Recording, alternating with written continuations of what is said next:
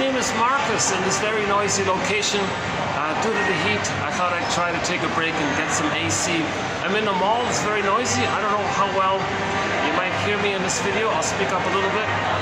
So hi again, my name is Marcus. I'm the compiler of a collection of therapy quotes. Something like this, 10,000 of these. 10,000 of these babies. These quotes are clear, easy to understand. The jargon is clear, and they're all helpful in the area of how do we get to know ourselves a little better. Okay, for the love of narrative medicine, basically. So these are 10,000 advanced self-help quotes taken from what's often called the psychodynamic or the psychoanalytic perspective, which long ago, as I understand it, was referred to by some as philosophical medicine or narrative medicine, for the love of narrative medicine. And so my disclaimer right off the bat, I'm not a shrink, I'm not a prophet. Yeah, look at that, I'm in a mall here. This is my first time to do this sort of in a, like the restaurant section in a mall, like the food court kind of area.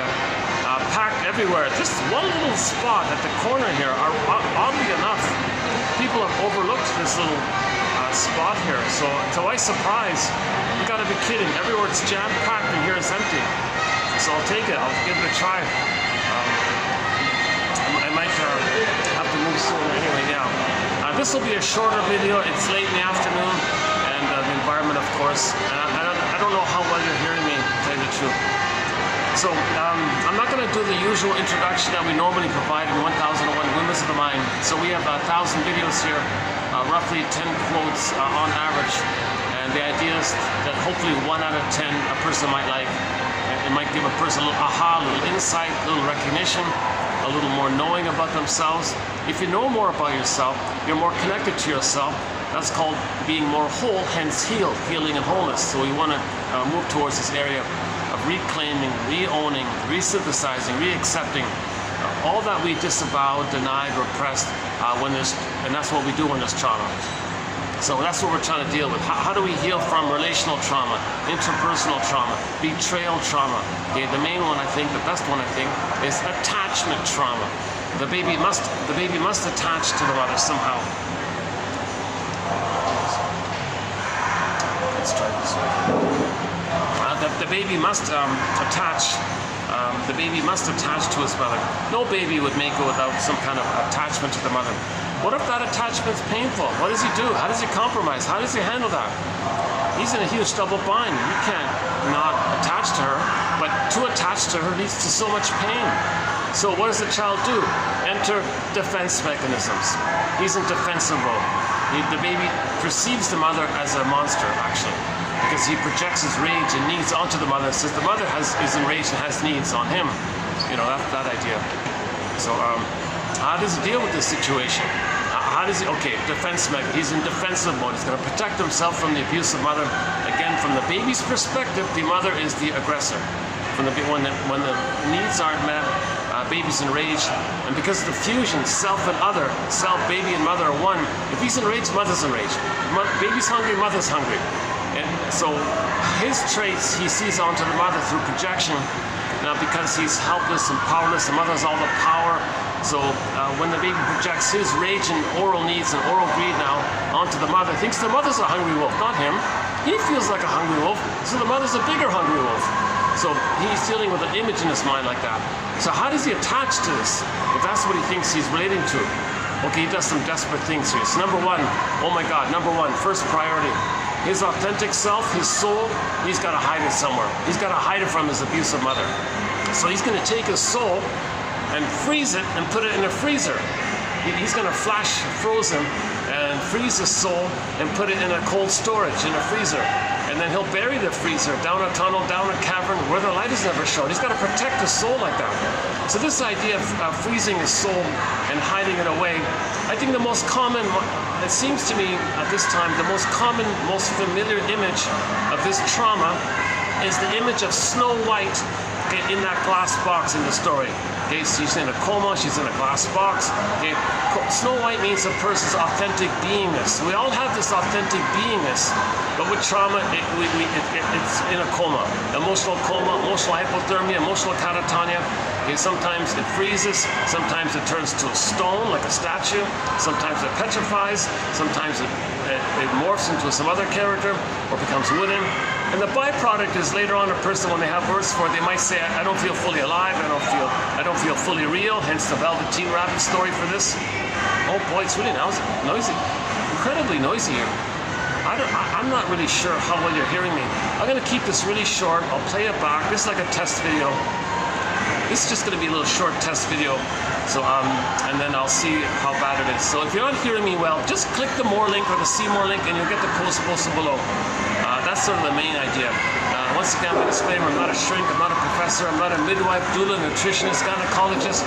I only have a BA, and I'm the compiler of quotes. So your mission, should you choose to accept it, is to study these directly for yourself and be your own detective, be your own emotional detective, psychological detective, existential detective, and identify which quotes you relate to and which ones give you that little aha kind of thing, and just keep doing it every day kind of thing a little bit. Okay, so so back to the basic question: what does the baby do in that situation? He needs to attach to his mother. He's got to connect to his mother, but the mother's hurting him. Baby says to himself, okay, whoa, here, first things first. He takes his soul, his beingness, okay, his sense of embodiment. Okay, that's his authentic self. The word of the year by the Miriam. I try not to get people in the camera. Actually, I've got a backup option here. Just hold a second.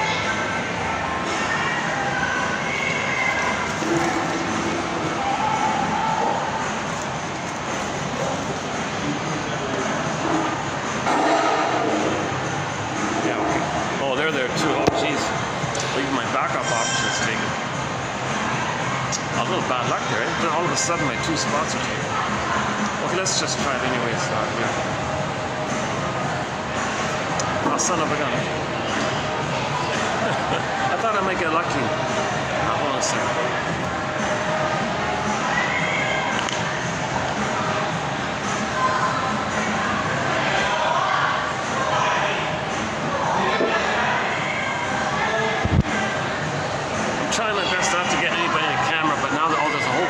Coming in. Yeah. This is sort of like a fast food kind of place. I've never been to this. I don't even know what it is really. Typical sort of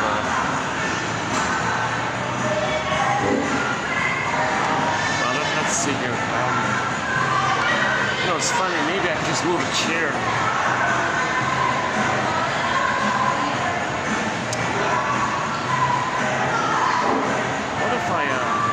Somebody's going to complain, right? Hold on a second.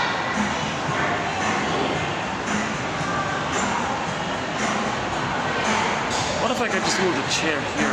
Would somebody complain?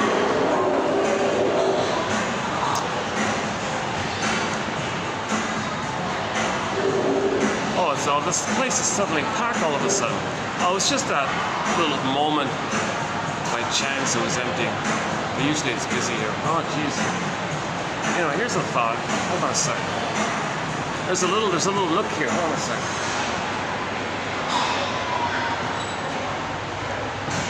Oh my God! Maybe I could try it out. Maybe I could just do it standing here. What if I just do it standing here? That's a thought. Yeah, maybe I'll do it standing here. Yeah, give me a minute to bring my stuff over. I might even be able to borrow a chair. Let's see if I brought a chair here. Would that work? Okay, let's do it standing then. Let's do it standing.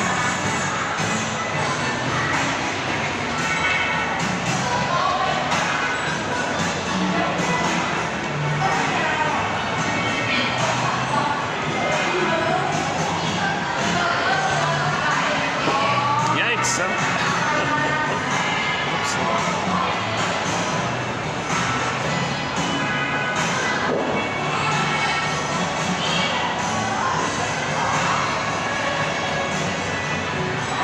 Try it a bit like this.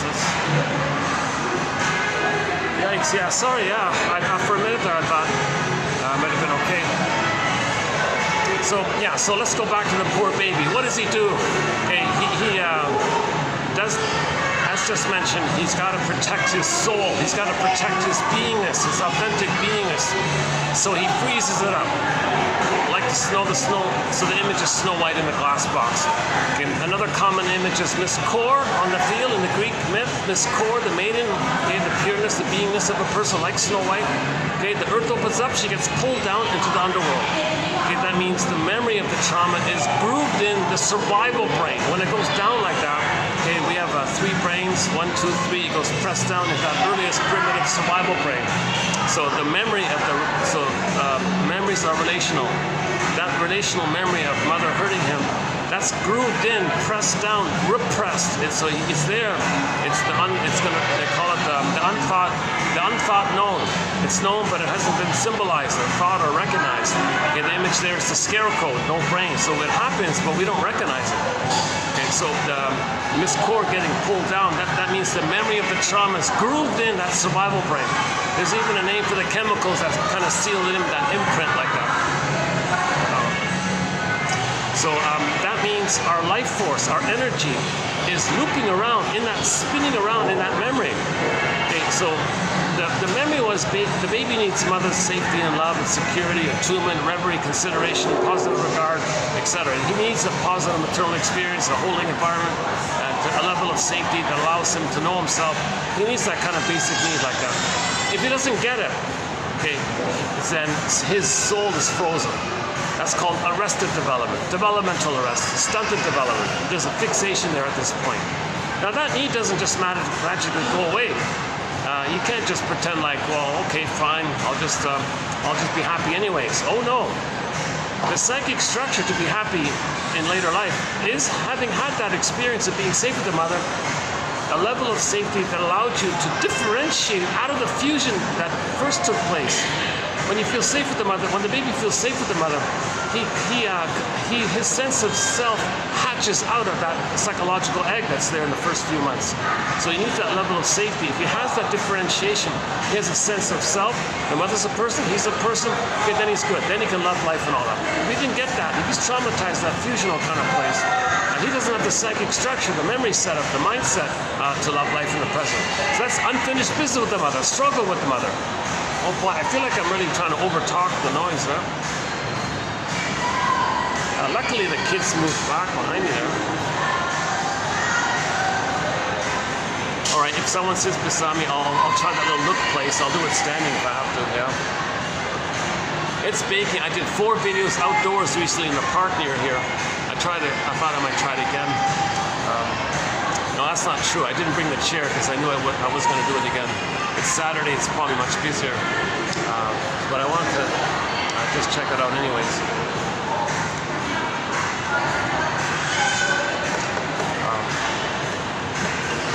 Actually, the truth is, I did see a tea shop in the mall that seemed to be not too well known. I thought maybe I can go there. I went there. Oh, it's packed. Every seat is taken. So that was a mistake. So this sort of fast food kind of place seems to be. I don't even know. I'll look it up later tonight. What it is. Maybe it's a local one or something. I don't know.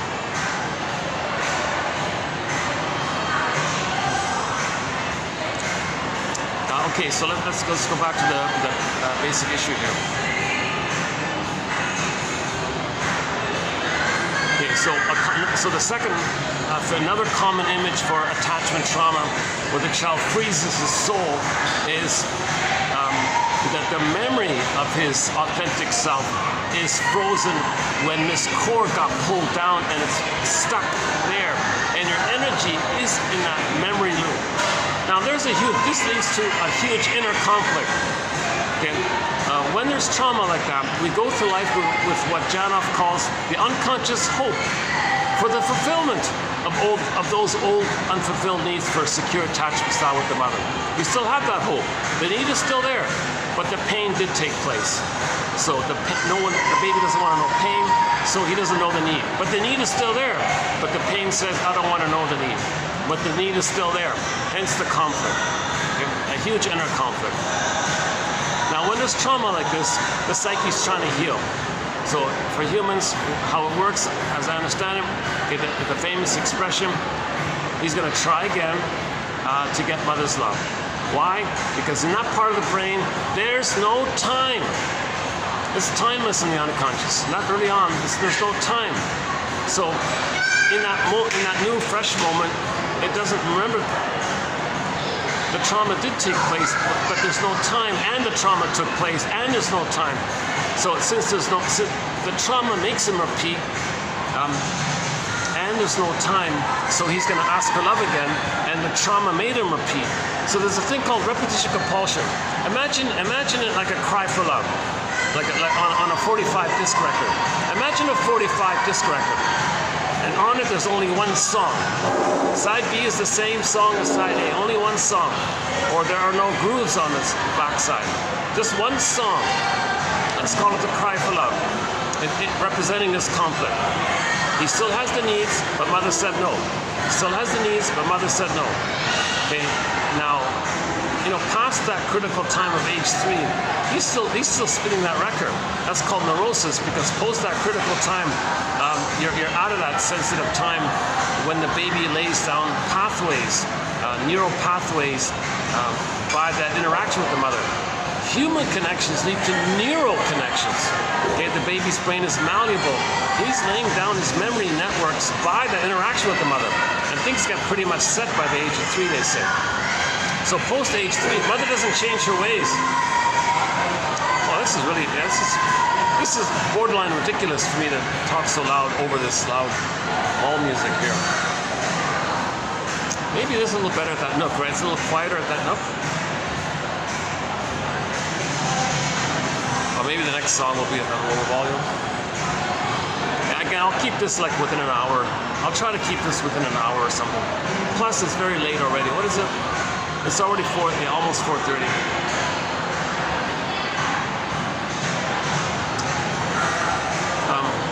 Okay, so repetition compulsion. Okay. So all of the baby's energy is to get that needs met with the mother. Life force is object seeking. Fairbairn's famous line. All the child's energy and life force is to find mother, have the attachment, and be nourished and grow and develop in his inner life area. To have his connection to himself, to have his inner home, to have his beingness. That's your inner home.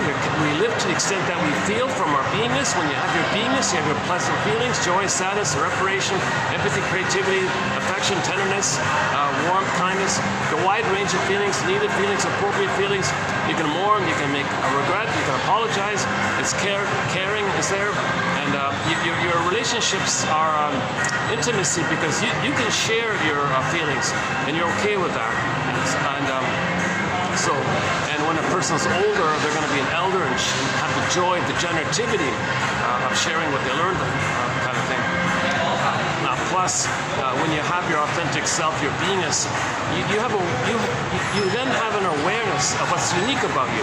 Now, through your awareness of what's unique about you, when you express your uniqueness, okay, the Great Spirit gives everybody a uniqueness. When you express your uniqueness, and that's considered loving life, a path of heart, meaningful, and joy runs the console. It's a pleasant feeling to I feel therefore I am. You need your authentic amness, you have joy runs the console. So now you're loving life, and there's a lot of pleasure like that.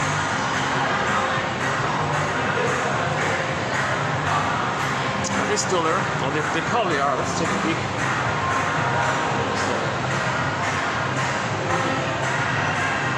That's too bad that some of that teenage couple that just sat right behind. That's too bad, eh? I don't want to. They're probably on a young date or something like that. They're probably making happy memories. If they break up, one of them will keep returning here. Nostalgia.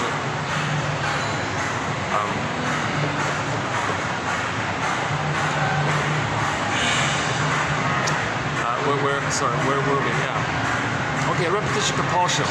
Okay, so one line is everything's love or a cry for love. So if the baby is loved, he differentiates, has a sense of self, resolves the splitting mechanism, enters into the ability to see the two sides of the coin area. Okay, develops what's called whole object relating, self and other, two people like that. Okay, then he loves life. if he doesn't get that, if he's still stuck in the target of a negative, painful bond with the mother, and never felt safe to leave her, and the more pain he is with her, the more stuck he is with her. Okay? Then you're crying for love. I want to get out of it. And the baby, I want to get out of this. Mother, love me so I can be myself, so I can leave. Hold on a second. Oh, this is getting a little ridiculous here. Hold on a second. Oh, there's a whole bunch of there's a whole group coming out. I'm in front of the elevators.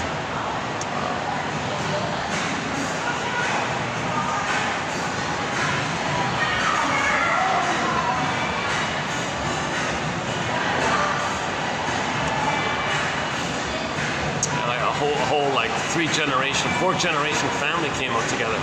You got the great-grandfather, the father, the son, and it looked like 4 generations, and you got little babies, strollers. There might be 5 generations there. Let's see, 1, 2, 3, 4, 5. Yeah, sure enough, I think there are 5 generations just came out of the elevator.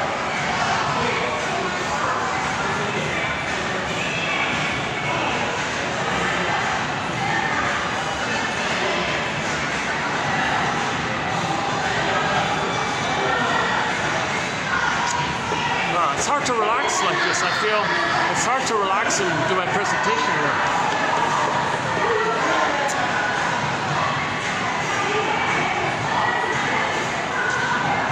If I move the chair to that, I'm in the restaurant section, but once I move the chair into the public area, I got a feeling the guard will come and freak out on me.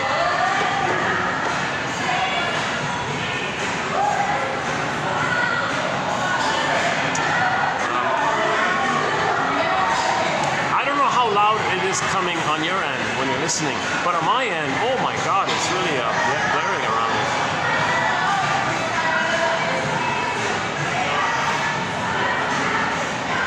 Okay, let's shift it into gear a little.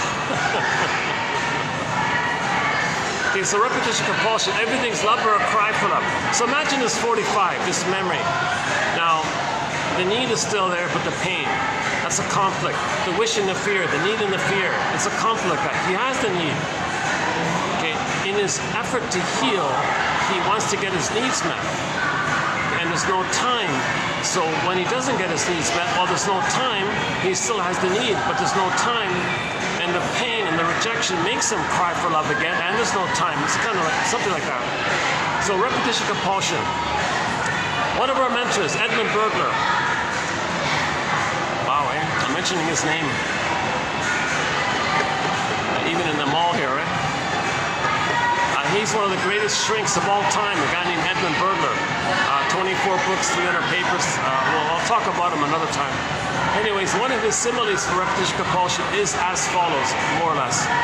He says, every neurotic, okay, neurotic means you're not living life in the present for what it is. You're not connecting to the present for what it is.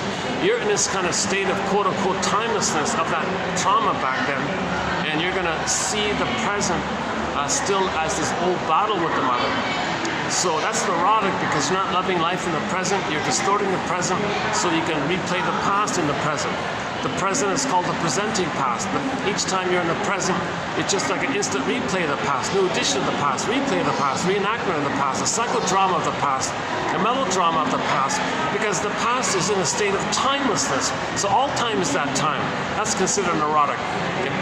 Neurosis is the petrification of this inner conflict that's repressed. So back to Edmund Burglar. Every neurotic is a music enthusiast, but he only has one record. This one that we're talking about here, this Cry for Love, this 45 called the Cry for Love. He carries this 45 record with him everywhere he goes. Every time he sees a turntable with never-ending fiery ardor, Burglar says, he runs to the turntable, looks for the plug, plugs it in, puts the 45 on the turntable, puts the power switch on. Now the turntable's spinning around. He picks up the needle and gently moves it over to the beginning part, the space part. He gently lays down the needle, and you hear the crackles and the scratches, and he plays that tune, that Cry for Love. In every new situation, he plays that old record. New situation, same old record. New place, new environment, new people, new job, new relationship, new project, whatever important new activity and dealing with others. He plays that old record again and again and again. So the metaphor means in new situations, he's going to restage what caused that on the record. Thinking that if he replays what caused that on the record, maybe magically mother in the past will change her ways, you'll get the love that was needed. Because your emotions don't know time and you're still looking for mother's love. Now this takes two forms.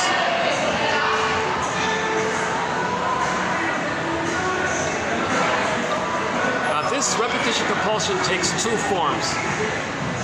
If the person is traumatized more severely, meaning prior to the age of 18 months, that's sort of a critical developmental phase, 18 months. Because up until 18 months, all babies have this primary narcissism, where they think it's all about them. They're little gods, they're little kings, everything's for them. And they don't have empathy for others yet. They still think, like the baby thinks in the uterus, that it's just a solipsism, everything's for him, he's a little king, little magician, little god, everything's for him. He doesn't reach the quote-unquote more human side of being human, of him being a person, mother's a person. He didn't reach that kind of person place yet. That more or less is maybe halfway there post 18 months, let's say. If he's traumatized prior to 18 months, then he's still swimming in that solipsism, timelessness of him being on the throne like that, and he takes refuge in that. He searches for it. That's the issue. If the child is traumatized prior to 18 months, it's going to lead to one of the stinger personality patterns, the narcissistic types. Each of the various narcissistic personality types we've discussed. The familiar cookie cutter one, the exhibitionistic one. The introverted, more the voyeuristic one. You got the turtle one, the clinging vine one.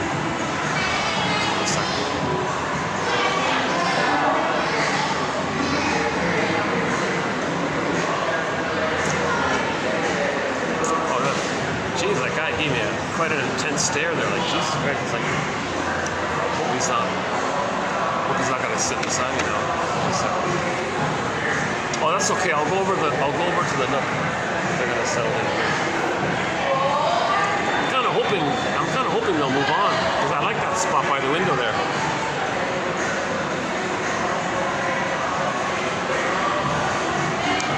If I turn the chair around, I'm facing them.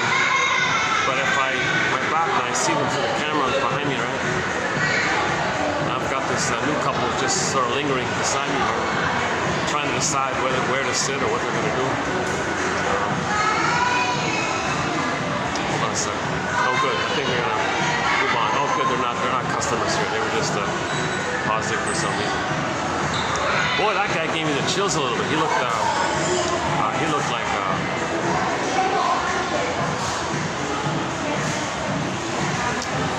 He looked maybe a little ill or something. Maybe he was a little under the weather or something. I don't know what it was. Okay, yeah, they're gone. Good. Okay, so let's continue. Yeah. If the trauma is prior to 18 months, it'll lead to one of the stinger personality patterns, one of the narcissistic types, the bully type that we know about. Okay, Iago, that's a very important one. The Iago, he's filled with envy. That one, the most envious of all. He's the guy that covertly, spreads rumors against others and gets others against themselves. And the goodness between others, he wants to see damage because he doesn't have the hope of getting mother's love, because the mother destroyed his soul so much. So he identifies with her.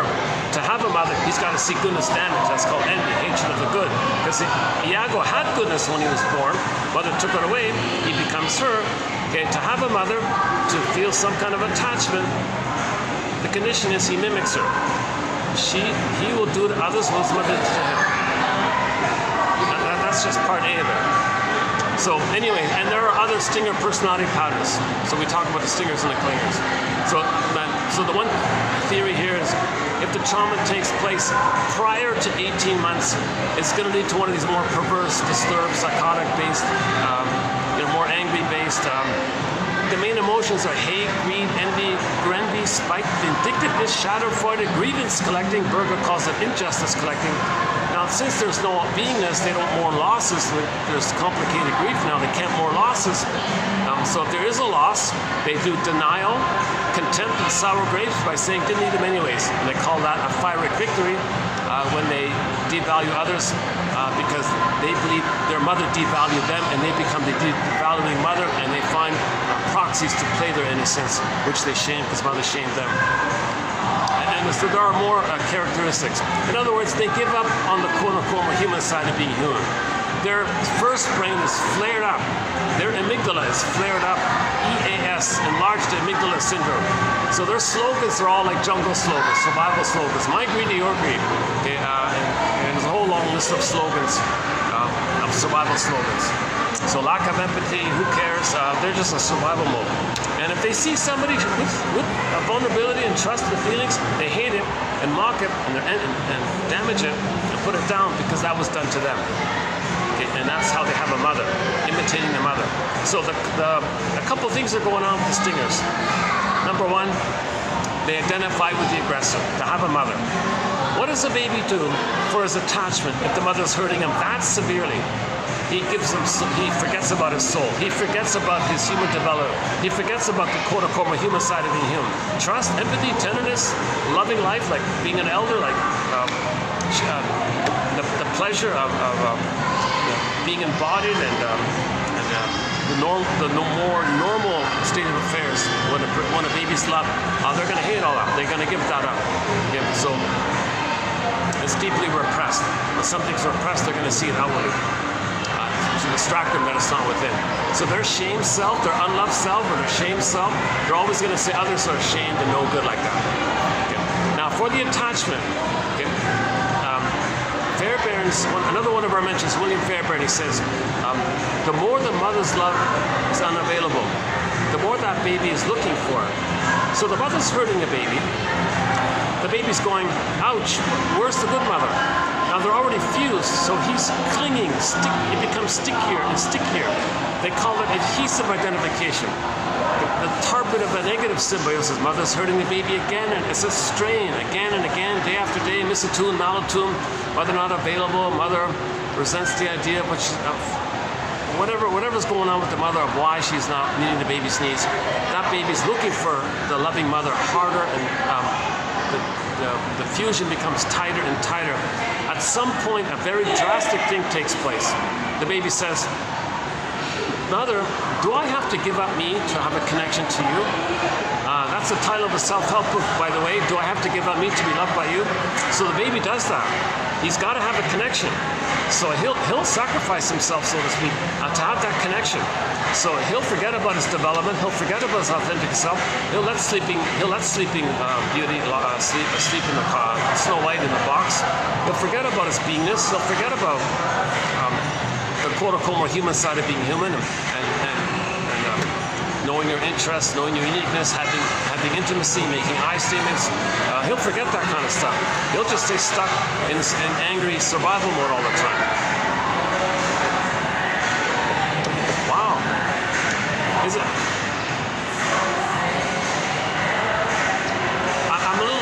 I'm not really fully rested today, so maybe I'm hearing it louder than it is. I'm having a little perceptual confusion here because I'm a little fatigued today. So it feels maybe it's not as loud as I think it is. Because when I'm tired, I'm more sensitive, so I'm hearing it more. Okay, let's see. The lovebirds are still there. Yeah, okay. So I'll leave them alone.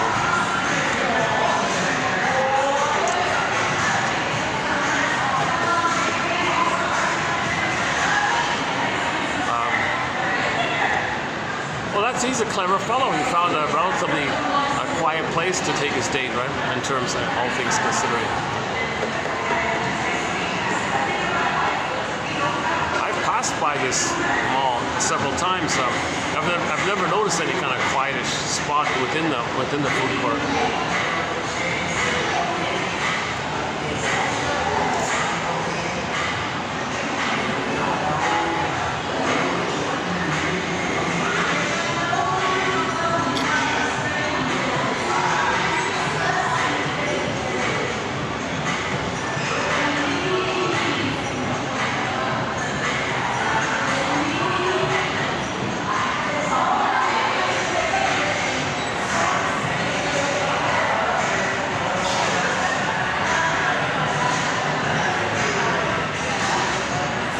It's the strangest thing. They don't sell coffee here. I bought some, just an iced thing here, a nice drink here.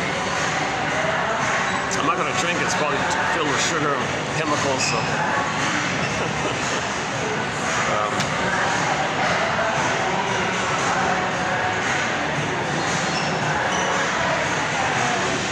It's funny, doing in the park, it's relaxing to do it outside in the park. I have other distractions when I do it in the park.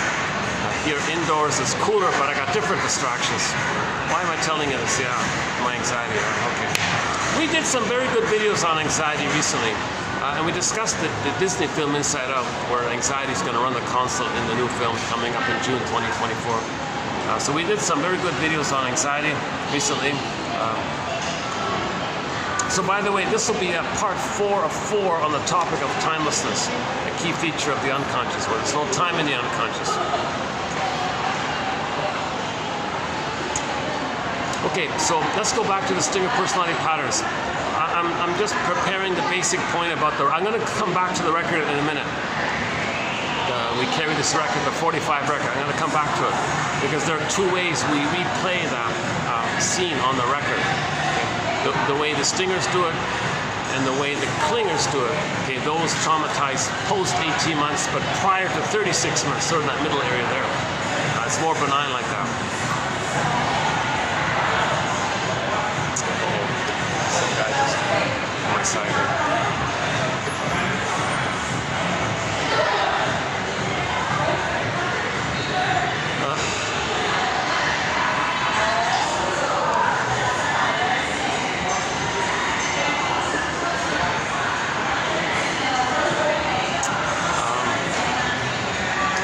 Give me a sec. I do have a drink in my bag. Let me get a little. I've got some OJ orange juice in my bag. Give me half a minute here. Take a small break.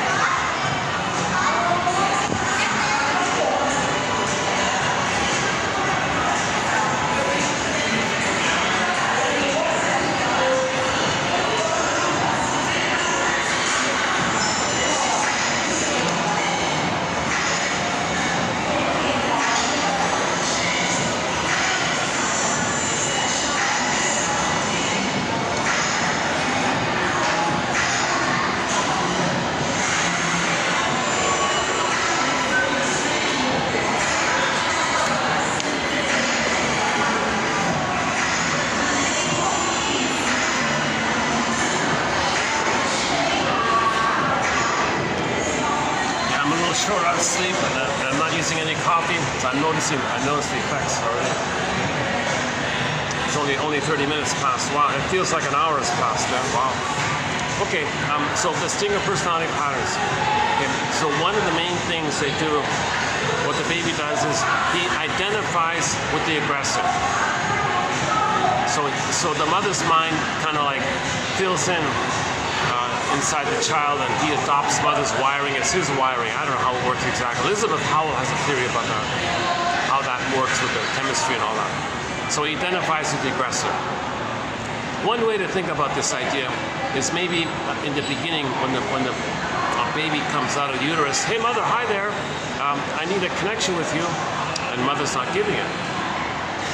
Wait a minute, the baby might think, it's as if maybe the baby might think, hey, wait a minute here, or fantasy scenario, science fiction fantasy scenario. Baby says to the mother, hey mother, everything's love or a cry for love, you're not loving, so you're crying for love. Okay, don't worry mother, I'm a magic baby, I think I'm a little king and a god and all this, I'll save you, I'll cure you, I'll heal you, I'll make you be a loving mother, I'll fix you, I'll save you. Don't worry mother, I want a good relationship with you, you're damaged, you're in pain, you're crying for love, I'll save you. And the mother says, gee baby, I don't think you can. Well mother, I need a loving mother. So you're not a loving mother right now. You're not loving me, I need your love.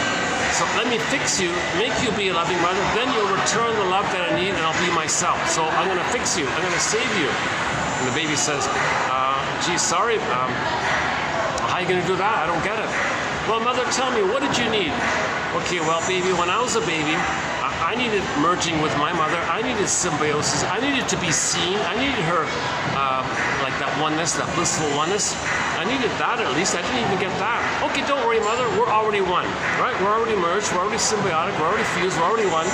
So I'll just play her. I'll play my grandmother. I'll play that good mother that you needed. And I'll mirror you, and you'll feel one. You'll feel that blissful connection. You'll get your symbiotic needs. I'll be that good mother that you needed. Gee, baby, I don't think it works like that. Well, stop saying that, mother, because I got to try to save you. And I have omnipotence of thought. I think I'm a little king, a little god, so I'll save you. So how's that going to work? If he's going to identify with her, okay, then he's going to mimic her and be just like her. Now, what did she do? She shamed the baby. Mother, you shamed me. Okay, that's okay, mother. We're one. I'm you. I'll just mimic you and repeat what you do. So you shamed me, mother, I'll just shame myself. Oh, gee, sorry, baby. It's not too painful. I'll figure something out, mother. I gotta save you. I want you to feel seen. I want you to feel like that oneness feeling that you didn't get with your mother, and we'll be one. I'll be that mother for you. Okay, so the baby's own mind didn't develop, his own identity, his own uniqueness didn't develop. There's a vacuum there. The mother's mind fills in, so to speak, and the child grabs that for his identity. So now, what is that mind? That mind is the mother in pain, crying for love, hating her own baby. So, okay, now that's a trauma. So in new situations, okay, he takes the 45, plays the record. On the record, it said mother shamed him. But he identified with her. He's her now. He's going to shame himself. Wait a minute, what's he going to do now? Another desperate defense mechanism. Okay? It's called evocation of a proxy. Family systems theory. The emotional triangle theory. Scapegoating theory. What the person's going to do is, okay, I got to be loyal to my mother. I'm going to imitate her, and she shamed me, so I'm going to shame myself. But hold the phone here. That's way too painful. It was so painful with her, that's why I identified with her. Now I can't keep doing this, but I got to do this to have an attachment. So he finds others to play him. Evocation of a proxy. So the new people in the present, he'll say to them, hey, you, I'm going to cast you in the role of me as a baby crying for love. You play me, wanting love, needing love. I'm going to play the mother who said no to me. So you're going to be me, I'm going to be the mother. So the behavior is with me seeing you as me, and I'm the mother who said no to me. Okay, you're me as a baby, crying for love. I'm the mother who said no to me. So I'm going to replay that past nursery scene in the present. I'm going to restage it. Staging, like actors. Okay, so the person in the present, they're going to be evoked into the proxy role of them as a baby crying for love. Once again, a proxy means someone who plays a role for you, has an identity for you, feels for you, does something for you like that. So the person in the present will be seen as them as a baby crying for love, and they're the mother who says no to them. So they're going to say no to themselves. Simultaneously, they say no to the proxy playing them. That has the function of distracting them of the pain they feel when they shame themselves, replaying the record of how mother shamed them. They distract themselves from the pain when they shame the proxy because their attention is out like that. The mind attention is like projection, like externalization. Your attention is out, so your attention is not in. You deny it within, and your attention is out. So that's why you have the proxy character, to get your attention out like that, your outer focus like that, to distract you from your inner pain. Okay, that's part A. That's for his need for attachment. What about his ongoing need to try to struggle with the mother to get her love? So, two things are going on. Part A, the proxy plays him as a baby. He plays the mother. He replays the record. Mother shamed him, he shames the proxy playing him. Okay, now, part B. How does he try to persuade the mother? He still wants to, on another level somehow, he still wants to fight with the mother. Come on, mother, change your ways. Be a loving mother. So on the one level, he's going to save her by identifying with her. On another level, on a more authentic level, let's say, on a more authentic level, he's still angry at her. So yes, he pleases the mother and saves her, but he's angry at her and wants to change her. So he's got two things going on. Okay? So to have a mother, he imitates her, finds proxies to play himself, and he shames the proxy who's playing him.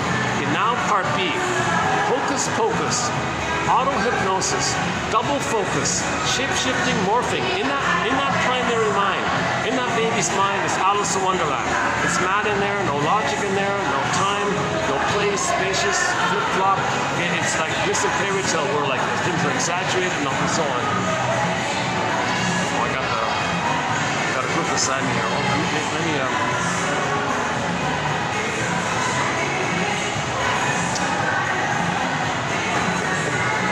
either I just keep going or try that little look there. Let's see.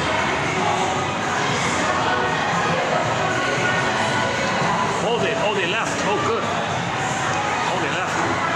Oh, the date is over. Either, I don't know if it's a good sign or a bad sign, but let's move that forward. Yeah, just good timing.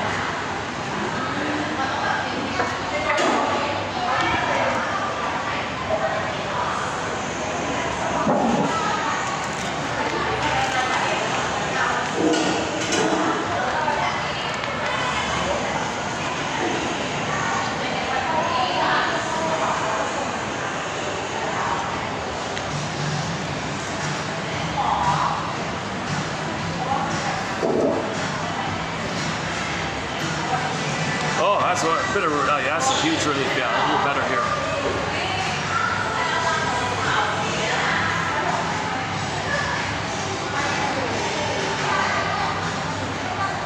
How's the lighting's okay? Yeah, lighting's still okay. So the question is, how does the baby have a mother?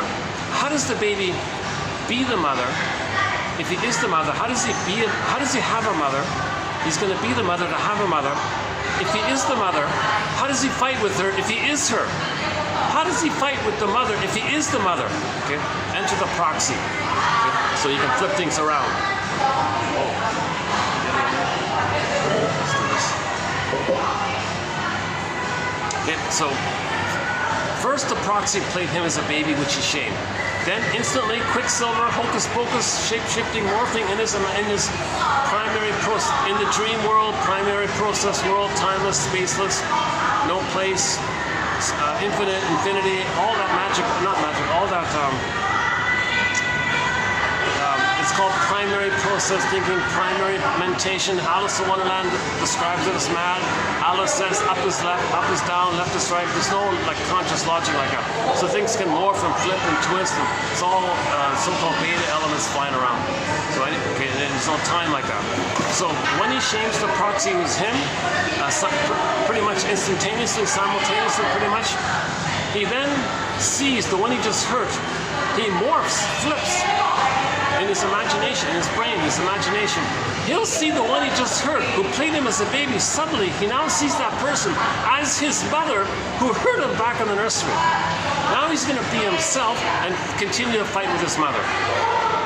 See, so first he is the mother for his identity, then he plays himself and gets the proxy to play his mother. Now he fights with the proxy.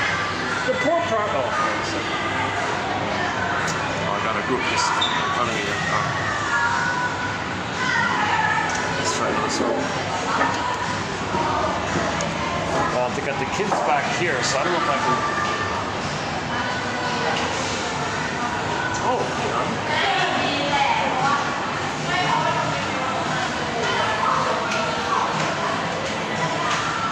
Okay, what about if I just move one back here? What about this? There's a couple just right in front of me.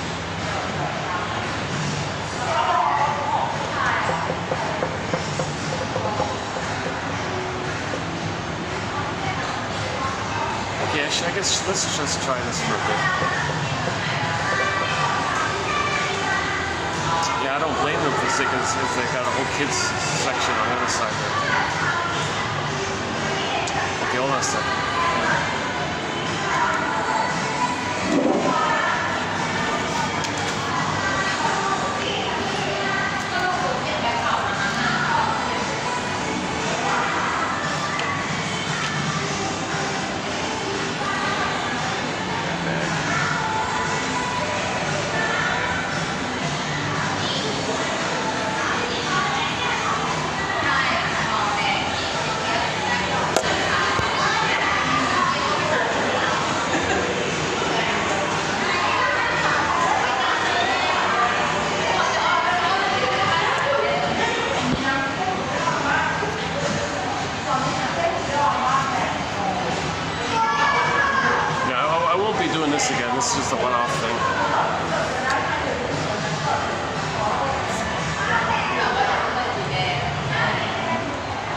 Okay, so once again, how does the baby identifies with the aggressor to have a mother? So he mimics her. So to have a mother in new situations, replaying the past scene, he finds proxies to play him and he shames him. But now what about the deeper, authentic issue of his true anger towards the mother? Okay, fine. He'll play himself and use that same proxy as his mother. Now he wants to control the person in the present. Now he wants to dominate them and be negative towards them. So he hurts somebody and hates them, okay? Because that's the prototype that the baby felt with the mother. The baby thought mother hated him and hurt him. He identifies with her.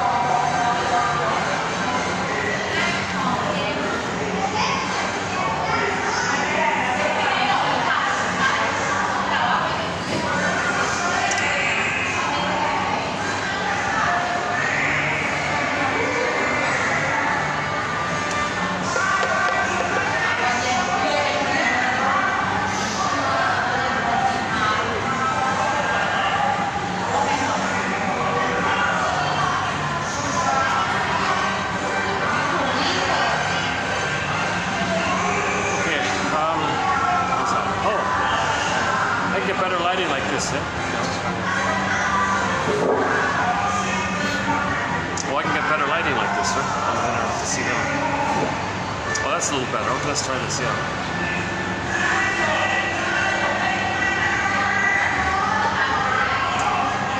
Okay, so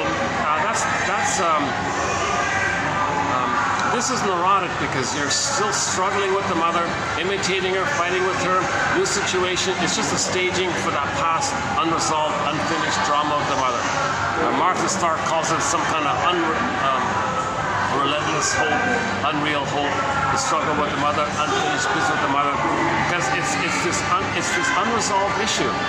The baby cannot be himself if he didn't get loved, so he's still looking like that because there's no time in there, so he's stuck like that. If the trauma is post 18 months, it's more benign.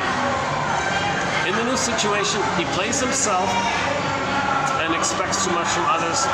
He'll be disappointed. That replays the record. He needed support for his development. Mother disappointed him. New situation, he plays himself. He makes it happen. Self-fulfilling prophecy. And we'll talk about that another time. And then he replayed it. Now, when you replay the thing in the present, that's for you to know what happened in the past. The positive intention, if we can say that way, is to know our story. We repeat searching for our story.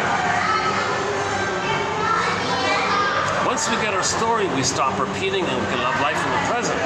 But if we don't have the story, if we don't mourn the loss, if we don't even know the story, we're going to keep on repeating until we do. So that's Mr. Freud's most famous essay called Remembering, Repeating, Working Through. If you can remember, you don't repeat. If you don't remember, you're going to repeat to get memory. So for the love of narrative medicine.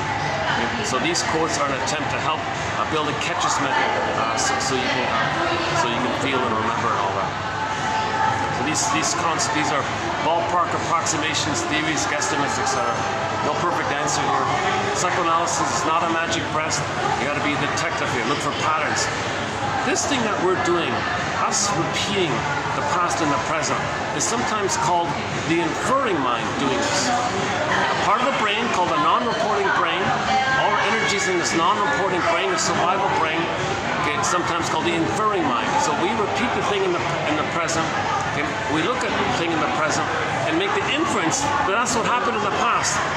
So for the stingers, they know the way they're treating others, that's for them to know how their mother had treated them. Okay, for the clingers, the disappointments they keep getting again and again, that's for them to know they were disappointed with the mother. Now they play themselves, so they're a little better off in that sense. Now the stingers, they give up on, the problem with the stingers is,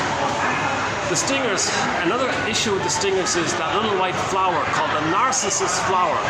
Okay, on the front cover, or just look up narcissus flower, little white flower. The problem with the stingers is, or the challenge with the stingers is, or the extra complicated element,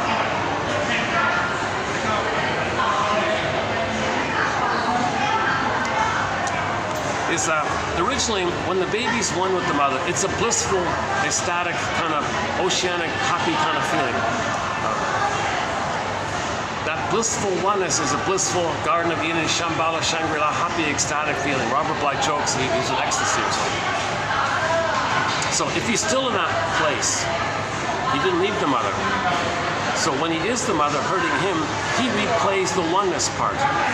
So that oneness part is that little white flower. That little white flower. Okay, remember, narcissist looks into the pool of water, he sees a reflection of himself, and he's transfixed like that, and he thinks that's all. People say, oh, he's in love with himself. It's much more than that. He only sees himself. Like he's in this oceanic, dreamy, cosmic, wow-like feeling. And that phenomena, the brain chemistry around it, resembles the brain chemistry induced by that little white flower. So they named that psychology after that little white flower. So in other words, he's addicted to it. Narcissist comes from the Greek word narke, and so on. Oh boy, that's sort of the kid's gonna start screaming.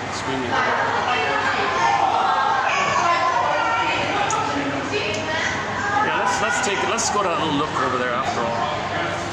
If that kid's gonna start crying, it's gonna be amplified, isn't it? I wanna keep the drinks so I can come back in case they leave or something. Okay, give me another minute here. 1 second.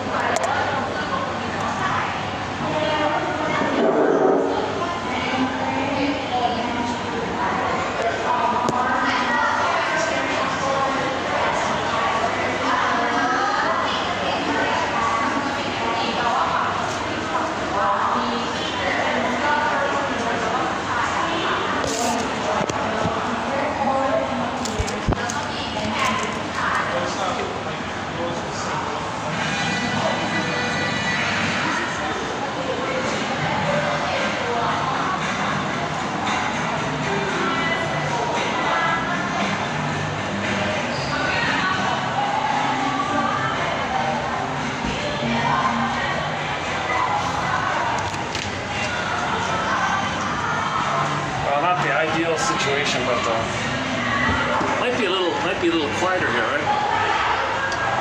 I'm tempted to bring a chair. Let me just ask her if I can borrow a chair. Hold on a second.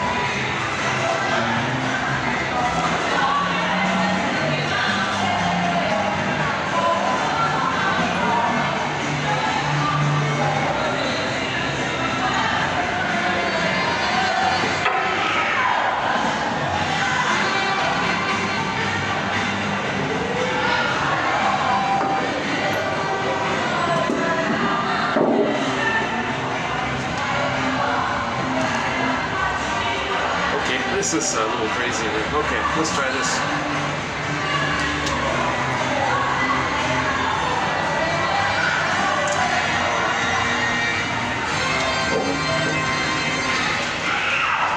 Okay, hang on. Okay, so we'll do the quotes. Hang in there. So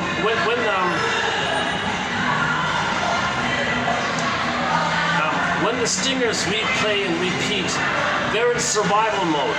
They don't want feedback, they don't make I statements, they don't want to free associate, they don't want to admit that what their behavior might be hurtful. They're in survival mode, and they're in a state of timelessness. So in every moment, they got to survive in every moment.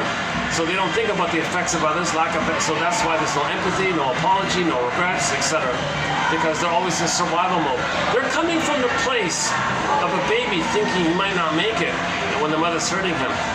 So, like, imagine a little baby biting the mother's breast like that. When if the mother's hurting the baby with the feeding, and the baby gets enraged and bites the nipple, let's say, he's not going to have any kind of concept of the pain the mother might be in. He's not going to care. He's not going to know. He's in survival mode. He's trying to survive himself. He didn't reach the place of recognizing the mother as a person with feelings and all. He didn't develop that place yet. So they're kind of coming a little bit in that area. So when distinctive personality patterns have all these survival slogans, my greedy, your greedy, if I'm not envious, you'll be envious. They see the world in that kind of negative way kind of thing. So they do what's called the Grotstein's BPD amalgam. Hall of mirrors, house of mirrors, now you see me, now you don't catch me if you can. They'll flip, twist, blame, accuse. So you point out something, no, you did it. No, you said it. No, you said it. Like they can't admit anything. They can't admit a truth. They're endlessly lying, they're endlessly flipping. They can't get in touch with an authentic issue because now there's too much pain. Because once upon a time they had their authenticness, but there was too much pain, so they don't want to bring it up like that. So as a defense against authenticity, as a defense against honesty and authenticity, to not feel the pain associated with the waking up of that or feeling that, they got to flip, blame, twist, lie, accuse, all sorts of tactics, equivocation, hedging. The best way to tell a lie is to include a few crumbs of truth to confuse people. Be vague and intentionally vague, or keep things vague so you can flip easily. One of the tricks I notice is they might actually want you to believe that they said what you said, and then a minute later they act like you said what they said. Like, well, how house of mirrors, right? Are they there? Are they there? They flip and twist all the time. So they're in survival mode. And if you point out to them, that was hurtful, that's like asking a baby, when you bit mother's nipple, that was hurtful. He's only 2 days old. He's not gonna care like that. So there's no empathy or anything like that. Right? So we did some very good quotes on the BPD phenomena. BPD phenomena. Grotstein, Christine Lawson, a lot of great quotes. Recently covered about a month, 2 months ago roughly. I highly recommend those 12 videos. Just check out for the past month those videos.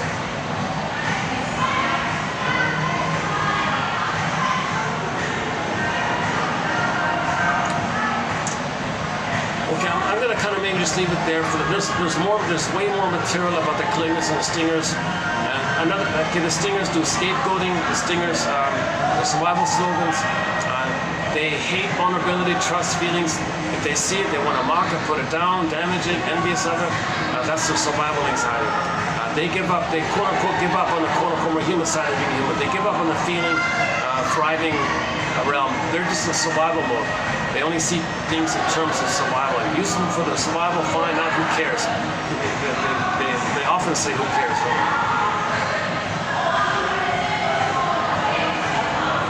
I'm not talking about under stress. Everybody might temporarily borrow that mode for a little while when you're under immense stress or something. We're not, and then you go back to your normal place post 18 months for many people. But some people just live permanently, pretty much, in that prior to 18-month state. Janoff jokes, yeah. Just like you don't talk feelings with a crocodile or a dinosaur or something, and don't expect empathy from a person with a narcissistic pattern. That's sort of matter because they're coming from the survival brain. The survival brain is flared up. Okay? So we have 3 brains, 1, 2, 3. Okay, the 3-in-1 brain, the brain with 3 parts, the triune brain. Okay, we have 3 brains, 3 minds. First, second, like evolution. First, second, third. The first brain is called the survival brain. Its language is visceral sensations, biology. Okay, the middle brain. The feeling brain, feelings, primary basic feelings, joy, sadness, this whole spectrum. That's called the golden ball, and you love life, and you're connected to your beingness when you have your feelings. I feel the I am, your ontological self, your sense of self, and your sense of embodiment. That's the normal place. And you got the thinking cap, the cortex, which we grew about 150,000 years ago. We grew the cortex, called the thinking cap. And now with your thinking cap, you're conscious of your feeling self, your embodiment, which you express. And the survival brain is just sort of, like if there's an earthquake, like that. It's not meant to be always in that flared up mode. It's just in those rare occasions kind of thing. But when babies are traumatized very severely, that survival brain, that's all there is. And that middle brain is out of it, it's sleeping. Snow White is sleeping in a coma. And then what happens is that memory in the survival brain goes into the conscious brain. Now the conscious brain is going to be dominated by that loop and doesn't know what it's doing. So it's going to be driven by this loop, and the condition is it doesn't know what it's searching for. So Janoff calls this symbolic acting out. So they'll search for symbols of mother, be disappointed, and then be angry at the symbol, fighting with your mother, and you don't even know what's going on. So the survival brain just co-opts the third brain to make excuses, to numb the pain, or have the fantasy that maybe you will find mother's love, or express your anger at mother, try maybe show her up or something. So you're caught in these kind of things. A very good 101, a very good psychology 101 is 1245 to 70. I highly recommend Arthur Janoff's 300 quotes, which we posted here at the beginning of this year, 2024. Basically from January 2nd, 24, roughly to mid-February. We posted 26 videos on the work of the famous 70s psychologist Arthur Janoff. We posted over 300 of the best quotes of his. That's a good psychology 101. There's a lot of material there. That's a great place to start. I think if you're going to start with here, reading the quotes here, that might be a good place to start. Paul Libby Russell, 2119, a key pillar quote. Morton Keesem, 2291 and 2, those two, another pillar quotes. And that's enough for now, right?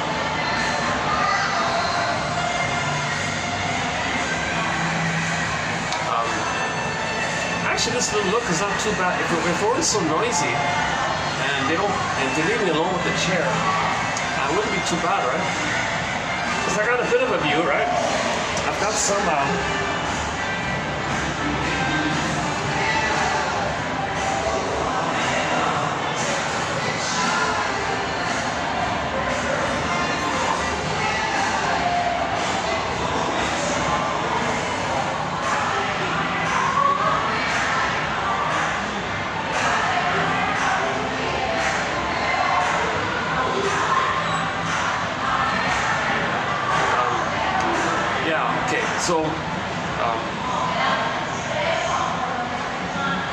now the stinger personality patterns have the BPD amalgam.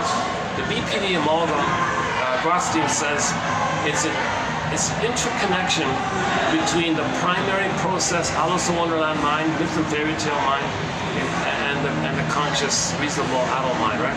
So intermingling between the two, and the fusion between the two, psychotically neurotic, neurotically psychotic, this back and forth intermingling, it creates a new amalgam called the BPD amalgam. Now this mindset in the brain, it allows the person with survival anxiety, the BPD amalgam, also known as relational PTSD. And another thing, they have a relational PTSD, so they're always in PTSD mode, right? And just the act of relating their PTSD, hypervigilant, reactive, impulsive.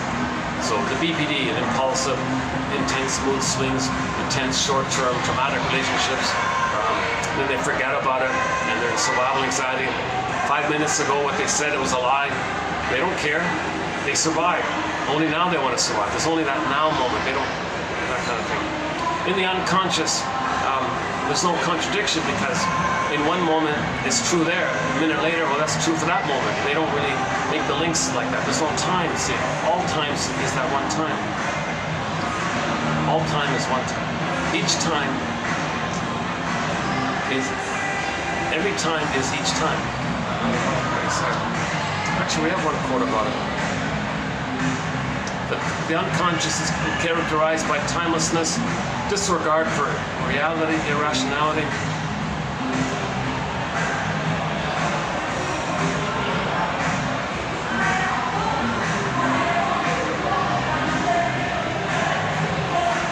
If you read the past 3 videos, there are some quotes clarifying this issue of timelessness. In 2813, Matthew Alper was saying, when we became conscious of ourselves, that included consciousness of time, mortality. So that means that's maybe too much. So maybe to deal with the pain and the stress of that, maybe we regress to that time when we didn't know time. When you're blissed out in this spaceless, timeless place in normal time, you don't have your sense of self, you don't have your feelings really. You're just this dreamy kind of, whatever you want to call it, oceanic feeling. That's a defense against the consciousness of time and mortality. So read that quote by Alper 2 videos ago, 13. Today we're doing 15, yeah. So these timeless quotes go from 2812 to to 15. Today is 15, so we're doing four ones. The 12 one was done in 2 parts. Basically, the 3 park videos and the 1 mall video. Those 5 videos are on this topic of timelessness. This is very unusual. I've never done a video like this in a mall where it's so noisy. I don't know what it is. Maybe I didn't sleep too well. I'm kind of like I'm in a bit of a timeless mind of myself. Like I'm a little bit not fully present. So I'm kind of like in this slightly absent-minded mode or something.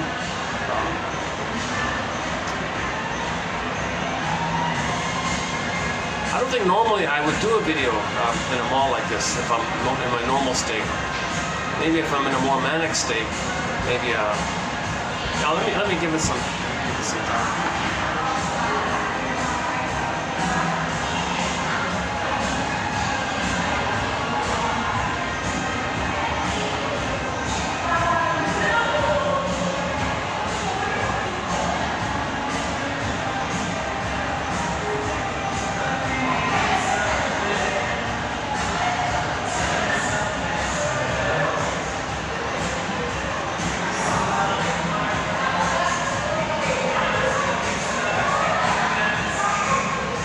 And this is not even the busiest part of the city. This is sort of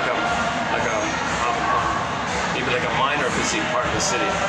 I never go to the core busiest of the busiest part. It's still busy in this area too.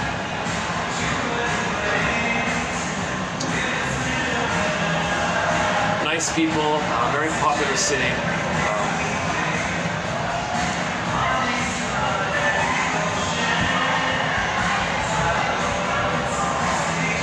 Maybe some people who move here, live here, feel a kind of timeless, like a holiday, timeless. I'm on holiday, life's a holiday. Maybe they feel a little, like when you're on a holiday, you forget about daily life. So you might trigger some of that timelessness feeling maybe.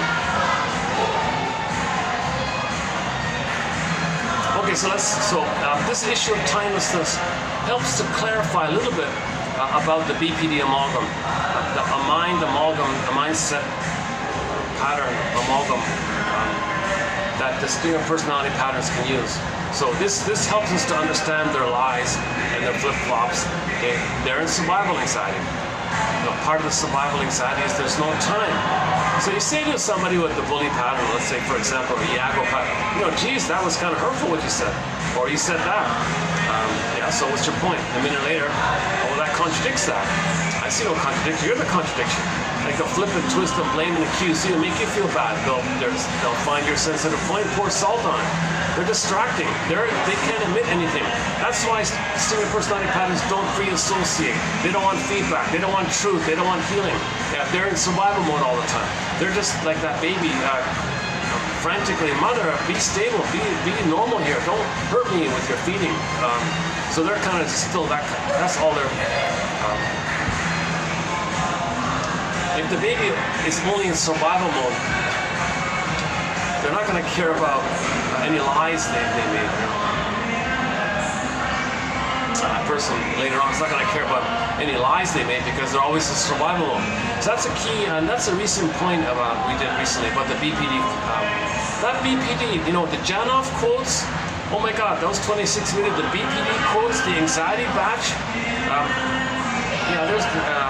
There's a couple others, but I would say those 3 sets of quotes we did this year, 2024, excellent stuff. Oh my God. At the same time, all of the quotes we've done since the very beginning are excellent material. Never mind my anxious delivery. I have anxiety, you see it obviously. It's not a vanity project. The main purpose is to get the quotes out. So I'm getting the quotes out. Hard to find quotes, some of these quotes.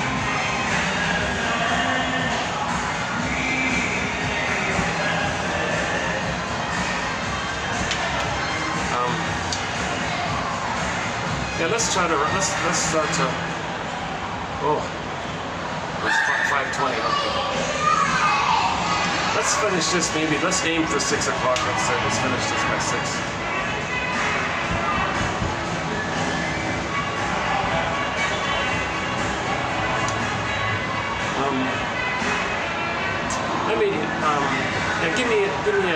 minute. I need to take another swig of orange juice. No, I don't drink alcohol. It's really just orange juice. Just give me a minute. I don't want to drink the stuff I bought with these guys. It's probably just sugar and chemicals. No thanks. But I bought it so I could, use the seating. Give me half a minute here.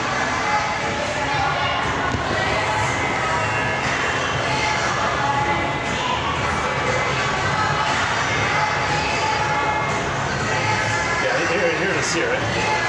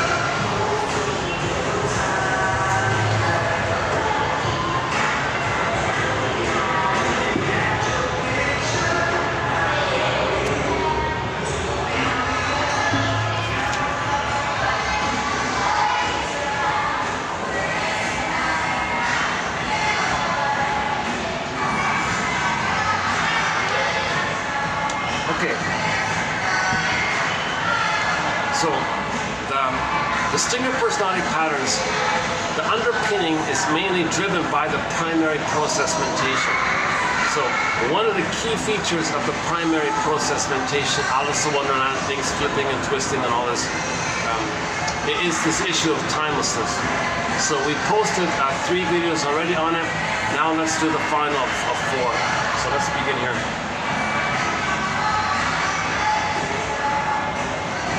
Clients with the BPD pattern or narcissistic pattern, etc. Let's just stick with the BPD one, the lower functioning BPD one.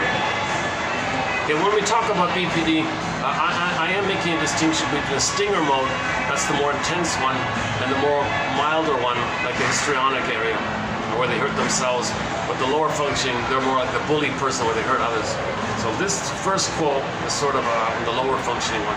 Okay, clients with a lower functioning BPD pattern are prone to transitory, intense but superficial relationships, an urgent sense of hunger for something felt as missing, denied, or withheld from them.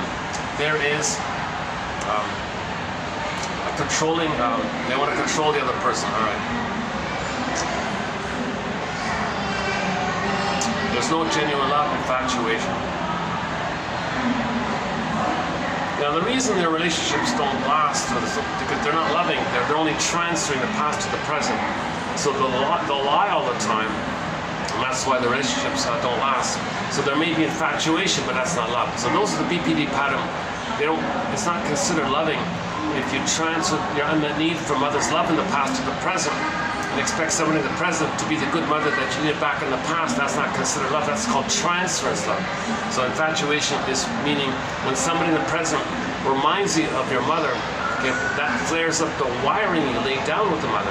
Now, embedded in that wiring laid down with the mother is that blissful feeling, but we forgot it. The person of the present, okay, triggers the flaring up of that wiring, and embedded in that wiring is the blissful feeling. So now you have that blissful feeling that you had with the mother flared up, triggered by the person in the present who reminds you of the mother. So then you transfer the mother to that person in the present, see that person in the present as the mother in the past, as an emotional reincarnation of your mother in the past, and now you're infatuated, spellbound, you're the one, you're everything and all this. So that's, you're not loving that person. They just triggered, they just happen to have a psychology similar to your mother that flares up the wiring. And in that wiring, you get the blissful feeling, and you think you're madly enough that person in the present. You don't even know them, you just saw them for a second or something. It's a chemistry thing, right? Now, the reason you did this is because if you know that person and they're going to disappoint you, then you know your mother's psychology and how she disappointed you. So your anger at the partner for not changing you, for not healing you, Okay, the negative things you're going to say about the person who disappointed you, you take it to the source. You did that to know how you really felt with the mother back then. So that's why things are intense and dramatic, high expectations. You're the one, or you're the worst.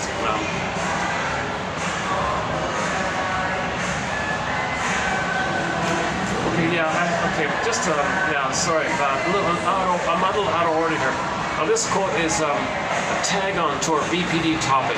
So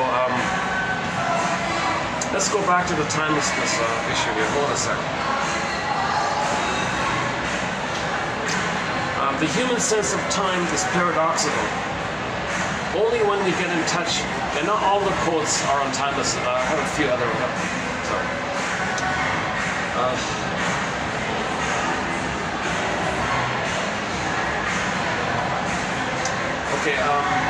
Pre-symbolic experiences of relationships, which accompany a sense of timelessness, are unthought knowns. So the baby has a relationship with the mother. They're known, but they're unthought, unsymbolized. It's called pre-symbolic. If we can find Rumpelstiltskin, find the words, then we can get back into time. We want to be in time. We want to accept time. If you accept time, that means you have a sense of self. If you don't want to accept time and you're blissed out, then you're rejecting your sense of self. So the more you can connect with your sense of self, the more you're okay with the reality of time, duration of life, stages of life, and all that. Okay, so check out the Grimm's tale called "The Duration of Life," about the monkey, the donkey, and what's the other one? The monkey, the donkey, and the dog, and the human. It's a short little fairy tale called "The Duration of Life." Your mission, should you choose to accept it, is to look up the Grimm's fairy tale called "The Duration of Life." And just appreciate that there is duration of life. See, some people freak out. No, I don't want to retire. I don't want to admit time. I'll just keep working and stay in this timeless kind of thing.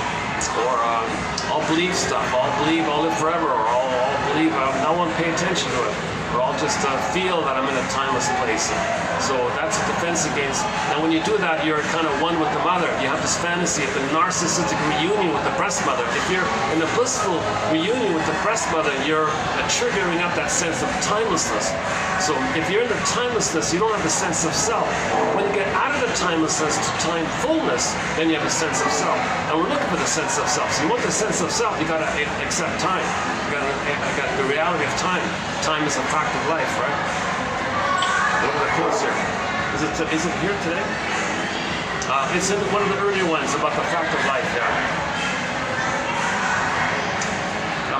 The human sense of time is paradoxical. Only when we get in touch with our timeless infantile wishes can we start. So when you're sleeping, and then you have in our dreams, sometimes we want wishes to be met.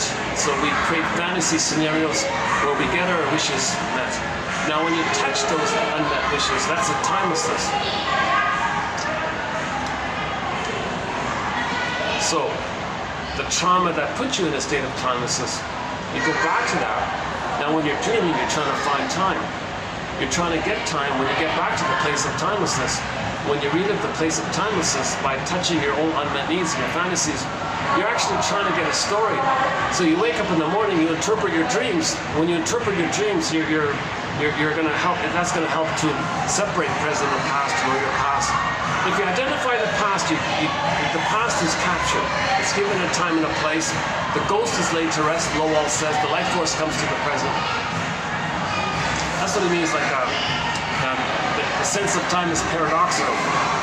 Only when we get in touch with our timeless, infinite wishes can we start dreaming. And precisely the timelessness of dreaming makes a narrative, i.e. time germinating from that which earlier froze time. So we're looking for our story, for the love of narrative medicine. So you touch that timelessness where the trauma caused the freezing, and you revisit it when you're conscious of it, finding a story. So that's what he means by time, that the trauma created timelessness. So you go back to the timelessness to find your story and to find time. So you got to find timelessness to find time, in other words. And your sense of self. Interpretations are a help in that area. The effect of a successful interpretation is to get the person out of a state of timelessness, of unconscious fantasy current at the moment. This gives new meaning to an item in the past and to open up a new perspective. Again, it's the grieving process, the mourning process.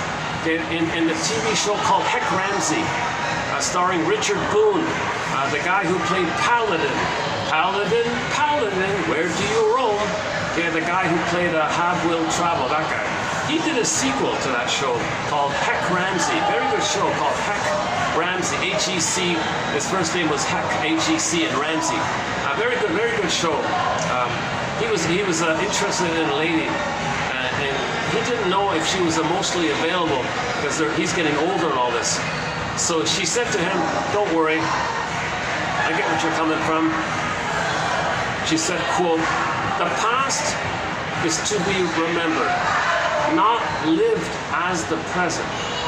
He was relieved because his worry was, is she going to transfer her struggle with her mother onto him? He doesn't want to play that game. He doesn't want to play that old game. He wants a new game of loving life in the present. Is she still dwelling with the mother in the past, using husbands as stand-ins for the mother, and she wants to control the husband, thinking she's going to finally control the husband? Like some women who are too controlling and micromanaging, they control their husbands, henpeck their husbands. They think they're trying to control the mother. They don't even see the guy for who he is. They only see the mother that they're trying to control.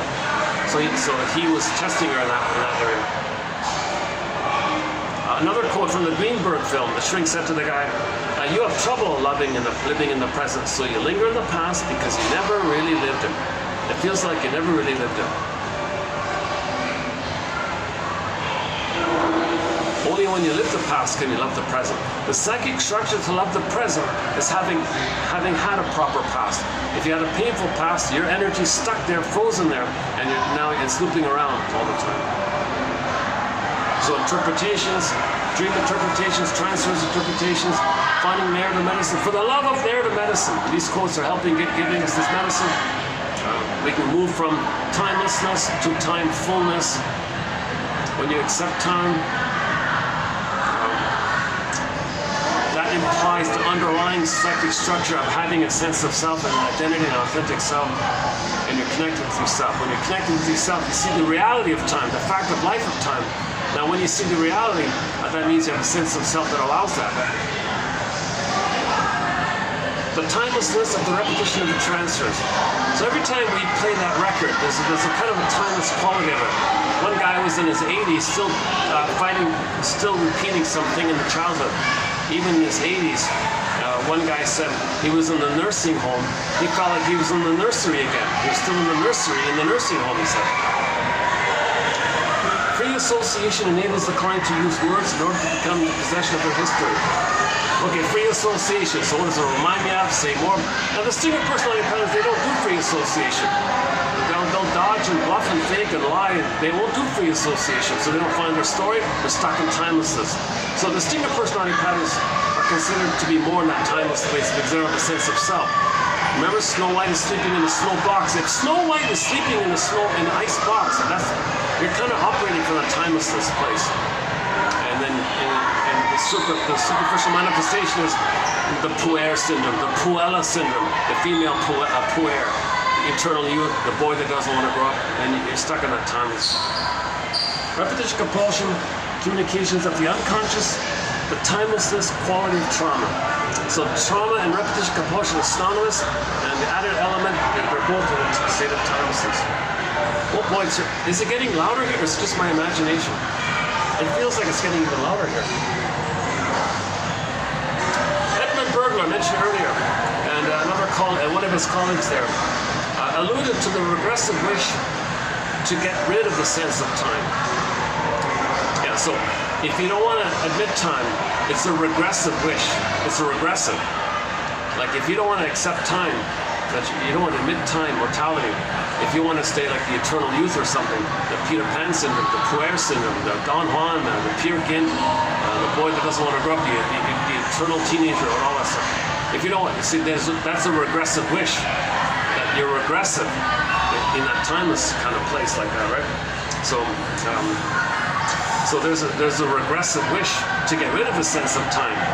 For example, people who take the psychedelics and stuff, or some of these mystic people, some of these new agers, or the mystics, they're kind of like, can I trigger up that blissful feeling I had in the uterus, or I was in a blissful cosmic consciousness? Yeah, so for some adjectives, so go to 13, 28, 13, for some lengthy adjectives. This one here. Go to this quote, the lengthy one we did 2 days ago. For a lot of these cosmic consciousness, timeless forever, times, all those phrases. Do some of them here. Ineffable quality, higher experience, feelings of unity, higher consciousness, diminishment or loss of sense of self, dissolution of the ego, new kind of functioning, altered, holistic, bliss, ecstasy, intense positive affect, some kind of blissful elation, oceanic feeling, tranquility, rapture. Okay, and it kind of goes on at the outside.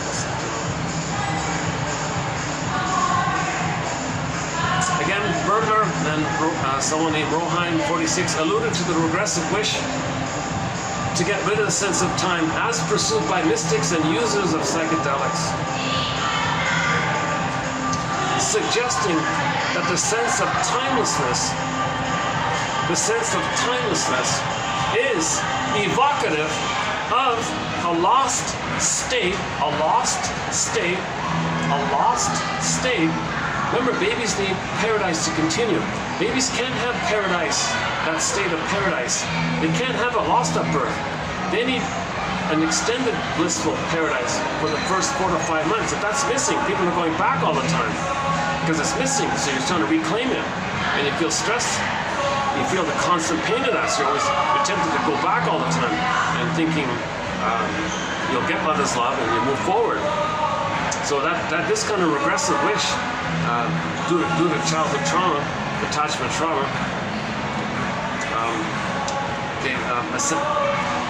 so this wish to go back like that is evocative of it. Even the cookies and the ice cream, the Roger Gould calls it the food trance. You take some ice cream and some cookies and all that, you might be, you lose track of time. Because the sugar, salt, and fat tricks the mammalian part of the brain into perceiving that it is that the person is safe, a level of safety that releases a level of serotonin that a baby would receive if he were loved by the mother. So you're getting that kind of serotonin through the trick of the sugar, salt, fat, meaning the brain thinks, the surplus food means safe, serotonin. So you're getting the serotonin. So it can be done with food, cigarettes, a beer, or a glass of wine, daydreaming, or just reminiscing too much, pathological nostalgia. People who watch TV all day, I guess, might do that.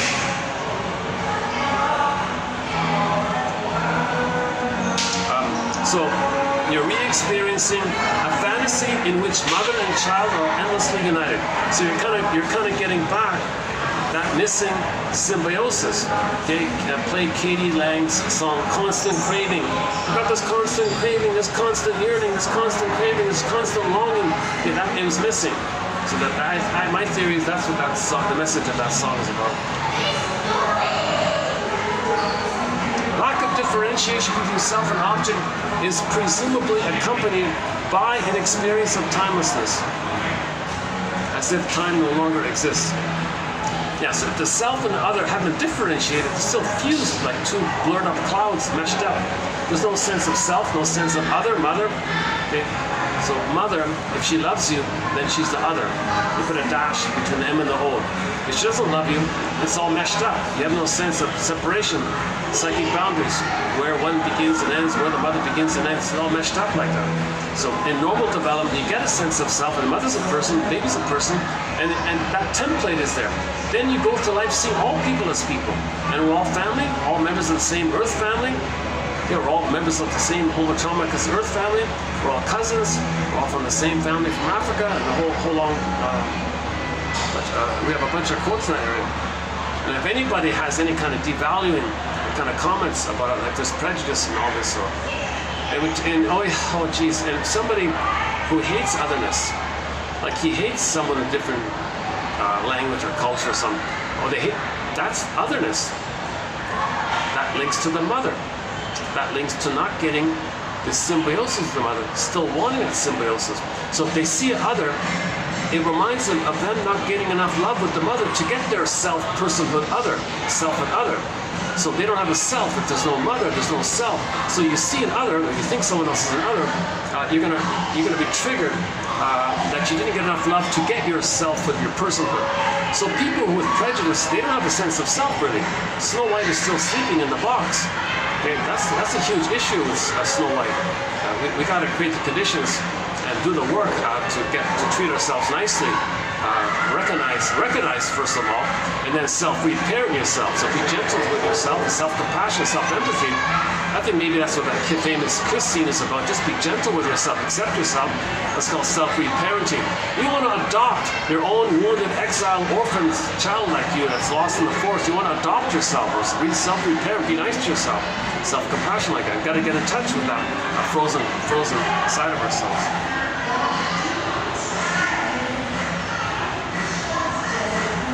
Yeah, so yesterday we talked a little bit about this issue of somebody who had a hatred. They feel triggered that they didn't get enough love from the mother to have this personhood, their identity. So if they see somebody who appears maybe that they have some identity, like they speak a different language or you have a different identity, you wear a different dress or whatever, it may trigger this feeling, you're an other, I didn't get my personhood, I didn't get a mother who loved me to get my personhood, so that's why he wants to remove, quote unquote, he doesn't want to be triggered, so he hates the other, so he wanted everyone to be like him. He didn't get symbiosis with the mother. He wants to go back to the blissful oneness of the mother. He wants people around him to be in the same kind of place, so he wants that around him. So that's why they called him FASCI, fill in the blank, because those characters, they don't want otherness, and they all have this shared same fantasy that they can be in a blissful union with the mother. So each individual with that trauma, they want to be amongst themselves, whereby no one in that group triggers the sense of otherness, because they all have this issue of wanting to be back in the blissful oneness of the mother. So that's one theory about the FAS issue. Okay, not all mama boys are FAS fill in the blank, but all FASCI fill in the blank are mama boys. So we talked a little bit about this yesterday. I didn't do a complete job on it. I feel like I did a part of it, but that's a huge topic. That's a huge topic. For more on this point, go to 2725, part 3 of 3. It took me 7.5 hours to cover some of this area about prejudice and all this. A major thread in our collection is prejudice, yeah. So that guy, in Route 66, these kind of characters are called agents of hate. So he was a typical agent of hate. He's angry because anger means you didn't get your needs met with your mother, so you're angry. In the Disney film Inside Out, when the needs are not met, joy inside is zooped away, anger's at the console. That's your survival point. Anger's not primary. Anger is not basic. It's the reactivity of not getting your basic needs met. So if you're angry, your mother didn't love you, put it that way. So take it to the source. Now, some other people will remind you of the byproduct of you having a sense of self and other. You didn't get that, so you're envious of that, so you hate it, hatred of the good, so envy's at the console in the Disney film as well. Oh yeah, envy, yeah, we'll talk about the Disney film. We'll do an update on that one. Anxiety with the oral trauma, the gaping mouth, okay, the baby teeth, that's oral trauma. Then you got envy at the console.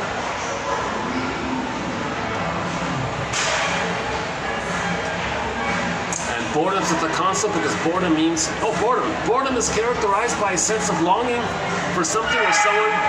Again, boredom is so in the Disney film 2, boredom is at the enu, they call it enu, it means boredom. Boredom is characterized by a sense of longing for something or someone that is not merely absent, but non-existent. or at best unidentifiable, something that leaves one feeling empty or hungry, possibly expectant, hopeful in a helpless way. The sense of emptiness and helplessness that characterizes the client's boredom represents mother's not going to come. So baby didn't get mother's proper breastfeeding normal experience. He was helpless, he was waiting, he was hopeful, he didn't know what it, but he was expecting it. He had a great hope, it fell. Great hope. Emily Dickinson, a great hope fell. We heard no noise. The wreckage was within. Oh, cunning tale that let no witness in. So he had a hope, he was passive, he never got it, he never experienced it. So there's something missing like that. He feels empty, he feels hungry, he doesn't know what it is, non-existent, never got it. It's the feeling like mother's supposed to come, he never got it. And that's why boredom's at the console and joy is in the glass box. So joy zooped down into the glass box, in the glass bottle, but like Snow White. So yeah, so we talk about anxiety, the oral trauma, envy related to that. And now her greed related to oral trauma and envy. So greed and envy. So Riley would easily brush off her best buddies, looking for better, more prestigious friends. So she dumped her good friends, didn't feel too badly about it. Say, oh, I'm ambitious, I want greedy, I want more. So greed and envy are kind of linked. The oral trauma leads to greed. The oral trauma, the big mouth, the baby teeth, okay, anxiety. And then you got the greed part, which we see in her behavior. The envy, we'll find out more about when the film comes up. Again, boredom or envy means that the person didn't get the proper breastfeeding. So I think the clue is the mother did seem a little. The mother doesn't seem like a very maternally, motherly kind of character. So when Riley saw Valentina, her pupils widely dilated, thinking, oh my God, maybe finally I'm going to get it, but you're scared of what happened, but there's a hope for it, so you're looking very carefully, so the pupils dilated, so we saw Riley looking at the pretty girl very dilated like that. That doesn't necessarily mean it's going to go in that direction, but it might. And then, what's the other one? Anxiety, envy. What's the fourth one? Oh, embarrassment. So shame is in the bottle. So if you're reminded in any way that you're of the shame experience, the physiology will trigger up, so you might blush and get the embarrassment. Okay, but in the first film, the basic message is joy and sadness were zooped away. Needs unmet, joy and sadness zoop away. That's the middle brain, the feeling brain, the mammal brain, the embodiment brain, the second line of consciousness, the second memory system, the main one, the ontological self, the sense of self. And we're mainly the mammal, the body, the mammal. So that's all frozen up. Okay? Needs were met, so it freezes up, joy and sadness, or the golden ball zoops away. Now you go back to the primitive survival brain. So anger's at the console. Okay, so fear, anger, and disgust, or shame. So if you wanted, I did about a half an hour interesting discussion on it recently, 2 videos ago. Check out 2 videos ago. I think it was in 13. I think it's in 2011 and 13. I spent about a half an hour on the trailer, the Disney Inside Out 2 trailer. Pete Docter is a soul doctor. Pete Docter, in my humble opinion, is a soul doctor. Somebody quoted him as saying that he believes there's a huge neglect of inner life, He wanted to give people basic 101 emotional literacy. Okay, we have 2 groupings of feelings. The primary basic feelings of joy and sadness, the golden ball, the quote-unquote more human side of being human, tenderness, empathy, being an elder, the whole natural, normal base. When that's all frozen, golden ball, joy, sadness, when that's all gone because the identity is missing, I feel that amness is missing, authentic amness is missing, golden ball is missing. Then you go back to the first brain, that first brain flares up, and it's mainly anger at the console. Anger's in the bottle, and number 2, anger's in the bottle. Envy is the outer representation, and underneath they show in the unconscious this contempt character. So in the Disney film 2, you got contempt, anger, and envy, like that, the 3 parts. Okay, I think that represents the witch, because the Snow White's in the glass box, joy and sadness in the glass box. The witch, they're not using the witch, they're not using Snow White, they're using emotions, so it's sort of an update, right? So they're using a vocabulary instead. So that's the emotional literacy 101, that we have 2 groupings of emotions, 2 types of emotion. Okay. The primary basic ones, when our needs are met, when the needs are not met, then those basic emotions zoop away, golden ball zoops away. Okay, the identity frozen, petrified, turned to stone. This cord gets pulled up. Then you go back to the survival brain. When you're in the survival brain, it's pretty simplistic. Either or thinking, my greedy or greedy, survival, it's pretty simplistic. Okay? It's any of the jungle slogans, all those jungles. The humor is sadistic.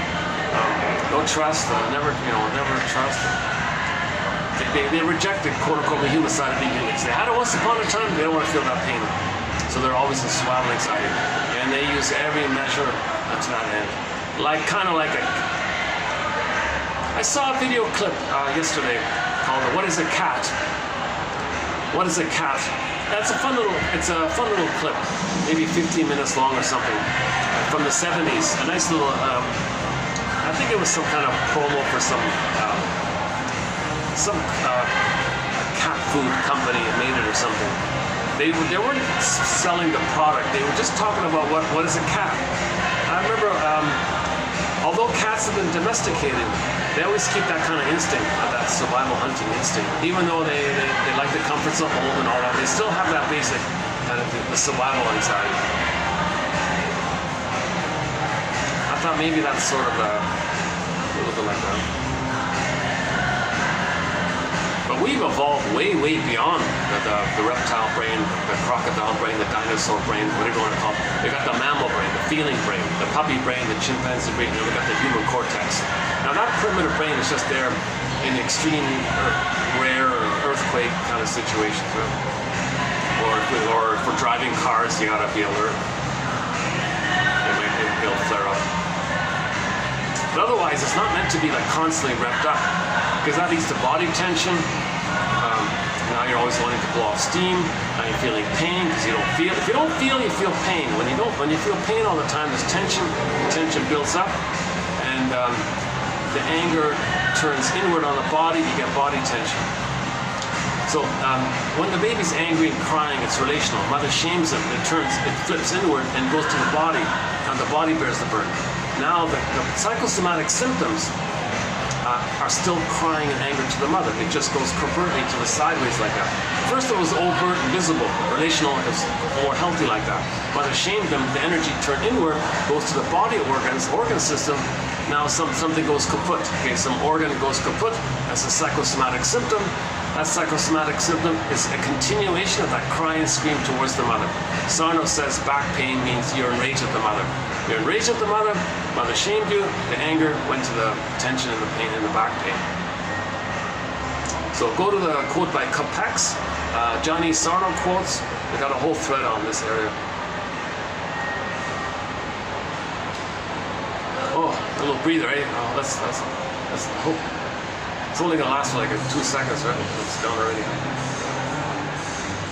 Yeah, I don't think I could do this regularly here. This is too noisy.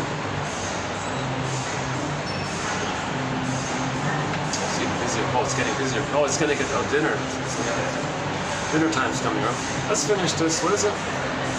5:53. Let's finish this up in 7 minutes.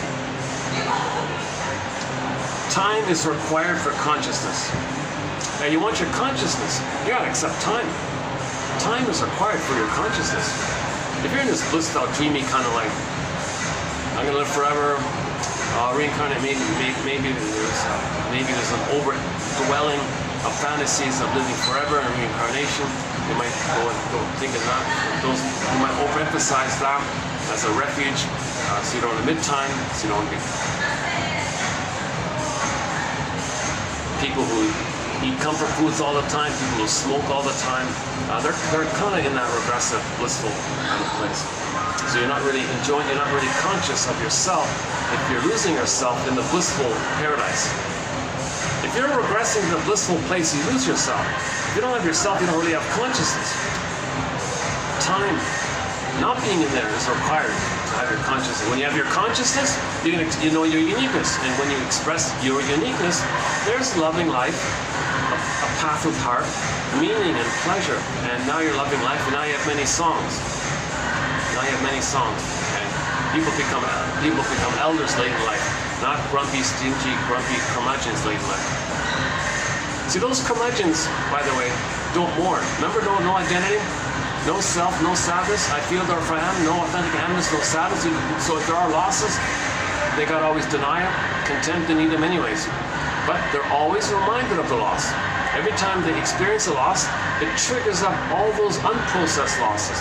Another loss in the future, it snowballs up, so it accumulates.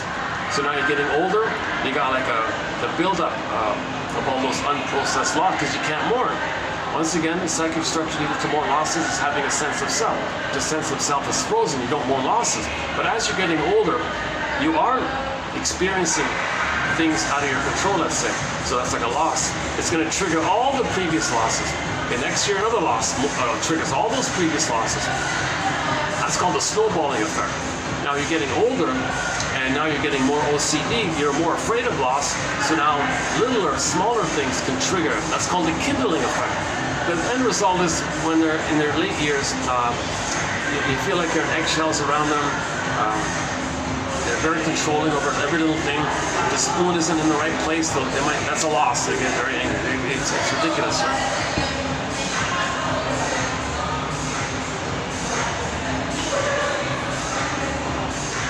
Where are we here? Hold on a second.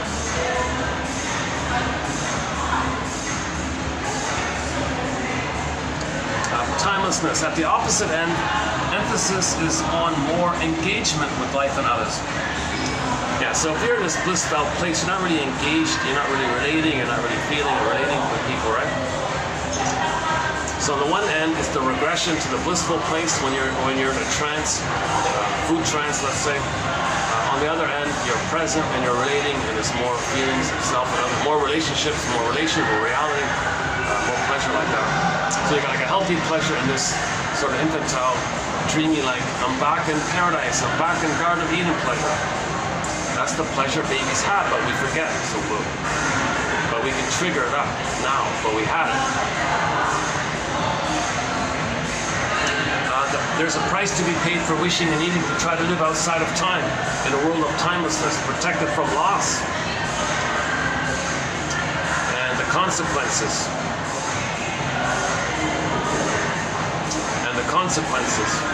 Of their destructive actions and wishes by illusionary fusion. Illusionary fusion with an all-giving, all-caring mother. So every time you deny time, deny your identity, you're back in that illusionary delusion of being one with the all-giving, all-caring, omnipotent, all-powerful, loving mother like that. You're back at the breast, basically, and you're being fed properly, finally, in your fantasy. With reference to the oceanic feeling, in its sense of timelessness, limitlessness, Hans Lowell, 51, suggested that the bedrock experience in neurotic clients is an early stage of relatedness, closer to the primary narcissistic magical feelings of identity. So you're back thinking you're a magician. All babies think they're magicians. Unconditional, hallucinatory omnipotence. They're a sorcerer. What they need, they think it, they got it. They're a magic man. They're magic babies. So that's another part of it. By disassociating himself from his usual spatial surroundings, he deliberately does in action what the unconscious does in dream work. Yeah, so when you sleep, you're in that world already, right? Like when you sleep at night, you're in that kind of timeless place. Well, what if in your daytime? And you don't want to wait, so you can induce something, to trick your brain in that way. I like the psychedelic stuff. Where is it? By disassociating himself from his usual surroundings, he deliberately does in action what the unconscious does in dream work. The psychic effect of this change is that processes are then perceived as being far removed from reality. In a different world. Oh yeah, so when you're in that primary Alice in Wonderland world, that's a different world, right? We live in these two worlds, the conscious interpersonal reality world, and this this primary meditation Alice in Wonderland world. It's a different world, right? We live in two worlds. And that the individual's ego is then able to participate in a kind of timelessness. So yeah, so in this world you can participate in the blissful oneness where there's no time, no space, infinity, no time, forever, infinity, space. caught here, expansive here.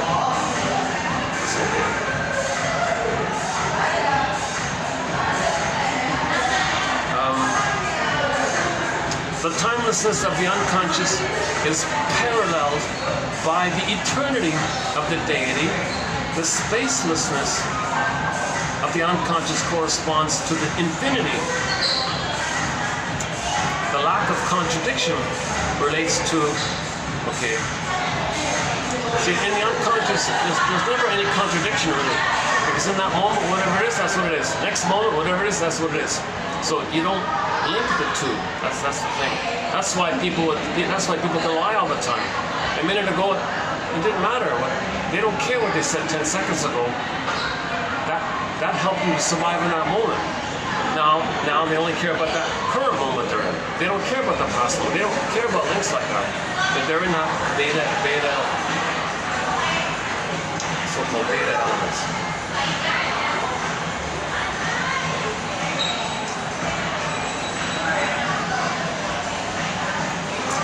Okay, maybe I'll just leave it here for the time being.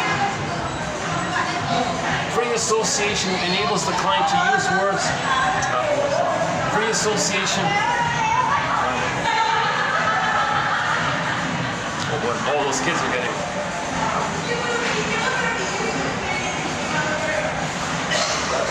I wonder, let's just stay here, On the second, I can return the chair. Let's just take a quick peek, let's see.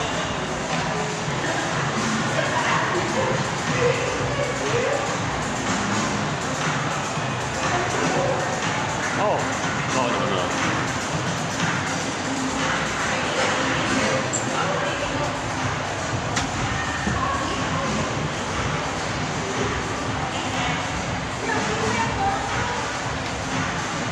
I gotta guess.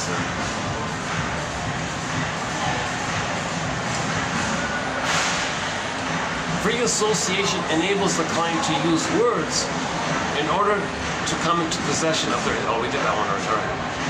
A curious aura of timelessness surrounds many case histories. I noticed that when I'm reading the books, the shrinks are always talking about some old case from 100 years ago. And they're always talking about the same one case. Oh my God, it's like a timeless, like this case lives forever. Miss Dora, the case of Dora is going on forever like that. Like, don't they get it? It's a mistranslation. The English translation of Freud is all messed up. Well, what are you stuck in there for? We don't have any Freud quotes due to the translation problem. We don't have any Freud quotes by Jung and Lacan. That's all that made up stuff we talked about yesterday a little bit. Even a lot of big names we don't really have. These quotes, they got to be clear. Quotes from Masterson, Bergler, Karen Horney, and so on. Brodstein and Ogden. Oh, they left. Oh, that noisy group left. Oh, okay. Three sort of like a. Yeah, there's a major high school just around the corner. Yeah, like literally just.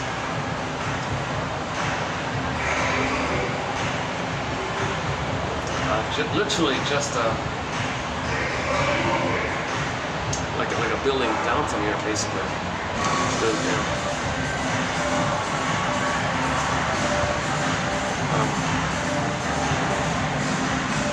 Dooley 41 explains the sensation of timelessness in certain clients as an attempt of the ego to ward off anxiety by denying the passage of time.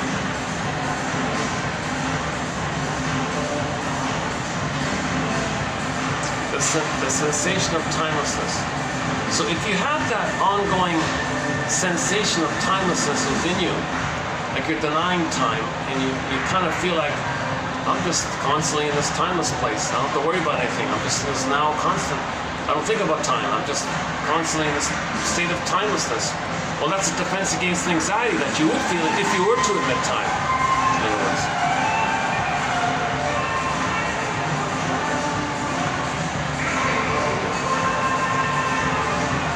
Okay, let's just leave it. I think I did most of them.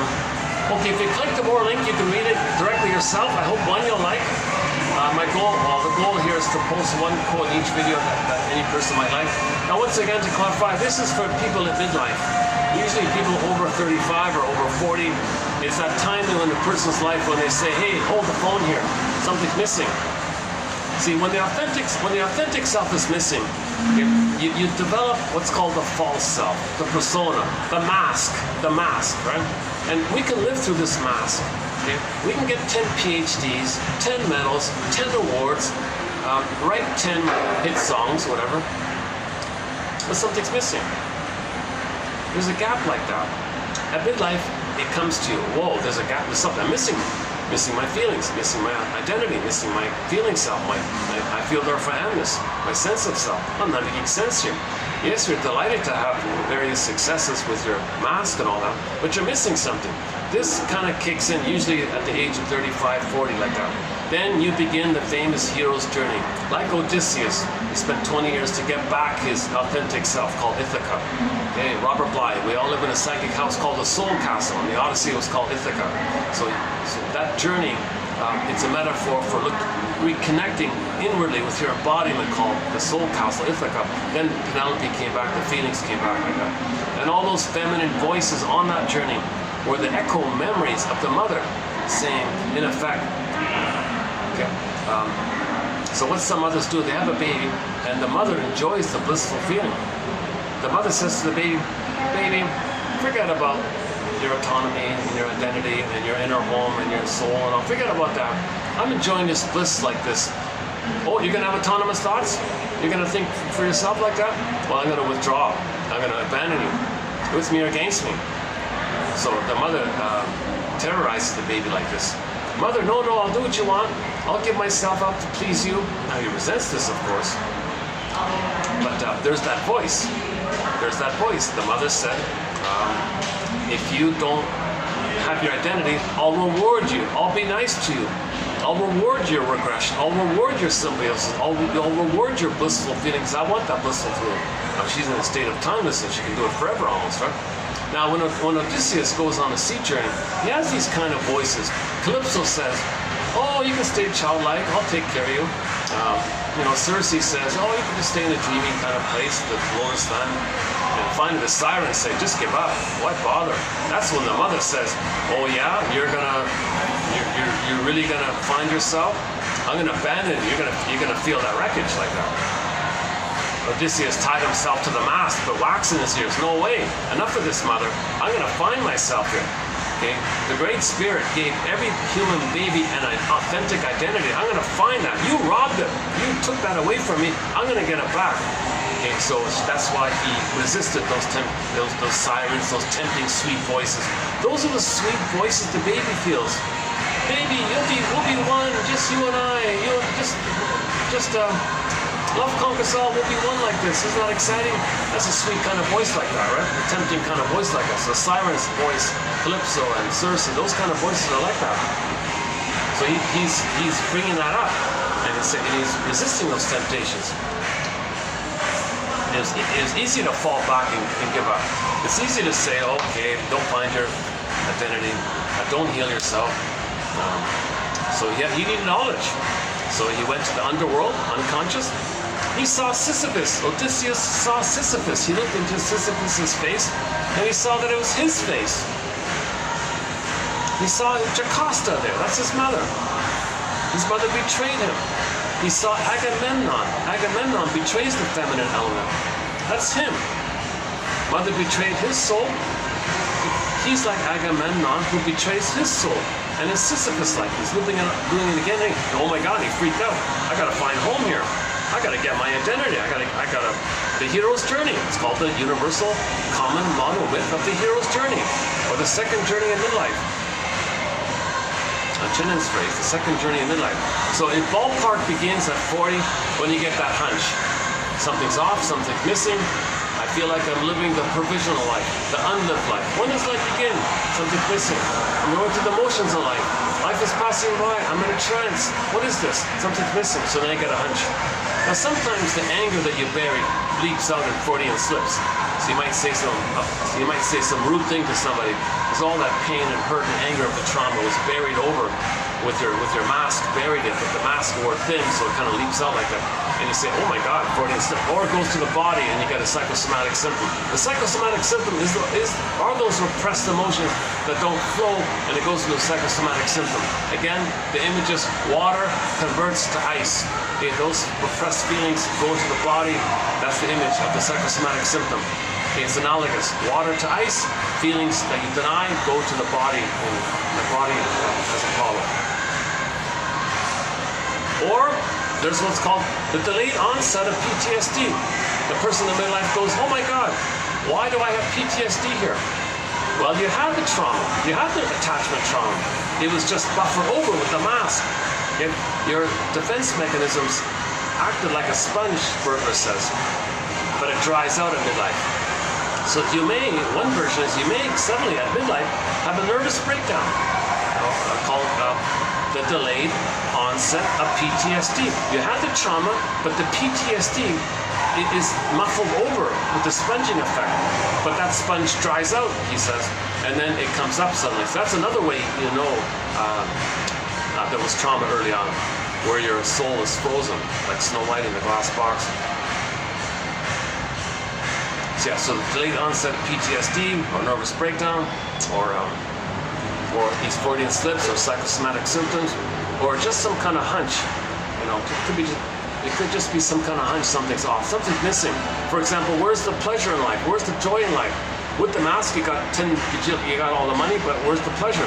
Or you experience losses, and you read a book that said, gee, when there's a loss, you're supposed to admit it, and you feel sad, and you can be relieved like that. Why don't I do that? Why don't I admit losses? Why do I pretend like nothing happened? What's something wrong here? Why can't I have more losses? One shrink said, all psychotherapy is about helping a person to mourn, and all of the problems in the world is because we're not mourning. So a person at midlife might say, gee, I'm not really mourning here. I'm not admitting losses. I mean, come on, somebody's married for 30 years and it ends, and you just act like nothing happened? It's going to catch up with you. TQ 2599, Route 66, the third one there, about the albatross.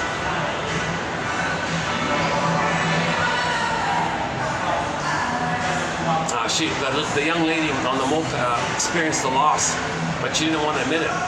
So she got on a moped and was buzzing down the highway, and she had the fantasy that behind her, her sadness was following her on the moped behind her, trying to catch up with her. So she freaked out, went faster and faster, thinking her grief was trying to catch up with her. That was the idea. So she was afraid to admit the loss. So you gotta stop, feel the loss, admit the loss. Though it's this verdict of reality that makes the work of mourning so difficult. Mourning is about remembering and admitting, not just brushing it off. Who cares anyways? Yeah, one of the slogans is get over, who cares? It's a natural response when there's a loss to feel sad about it. It's just a natural response. A person might say, I don't feel that sadness. I don't know what's the problem. Am I special or something? No, you're traumatized. I feel, therefore I am. You can't feel sadness because your amness is frozen. Get back your amness.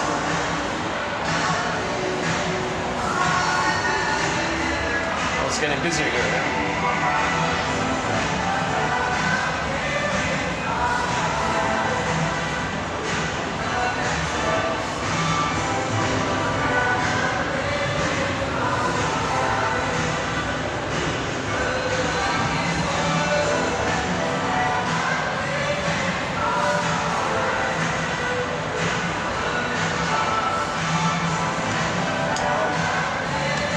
Maybe I'll just wind it down here.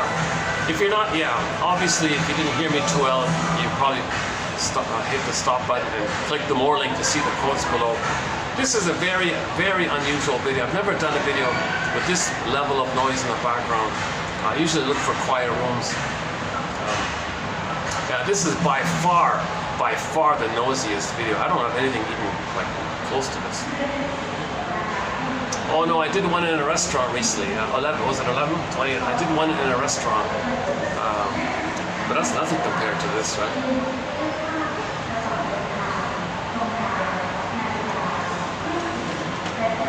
Okay, so yeah.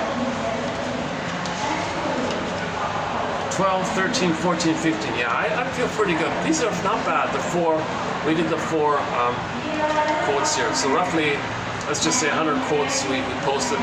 I hope you'll find four. I hope you'll find four quotes. Your mission, should you choose to accept it, is to read these 100 quotes, okay, 4 pages, 100 quotes. Read these 100 quotes and identify four. If you get four, I'm thrilled. I feel a warm connection with you. I feel like we're healing.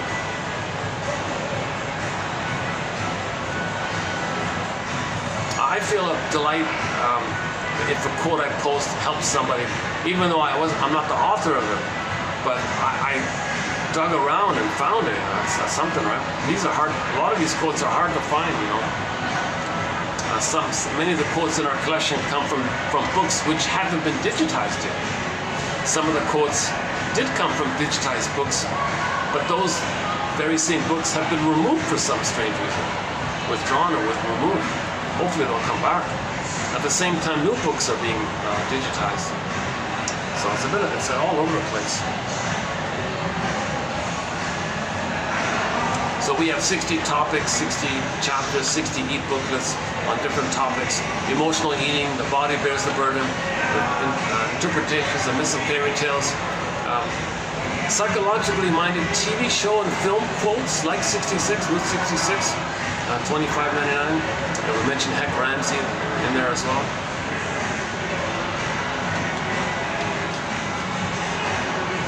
Recently, Judd for the defense, yeah, very good quote there. A very good psychologically minded legal drama is Judd for the defense. Bum bum, with those bass drums. A great theme song, by the way. I think it ran for 2 seasons, 50. I think there are 50 episodes altogether.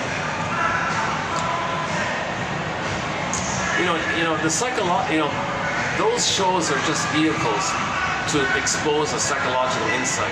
Most of those episodes, it's just an excuse to teach psychology. Most of those episodes, not all of them, but most of those episodes are really there to present a psychological insight. I love it. It's a great show.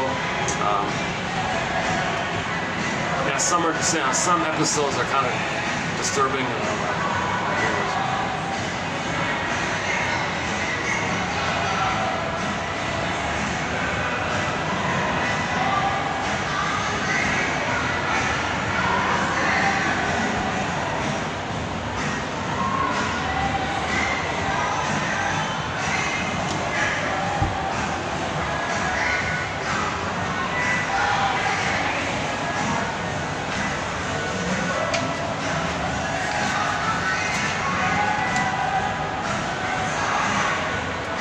Here it is, the fact of life. The recognition of time may be understood as a fact of life. The passage from timelessness to timefulness.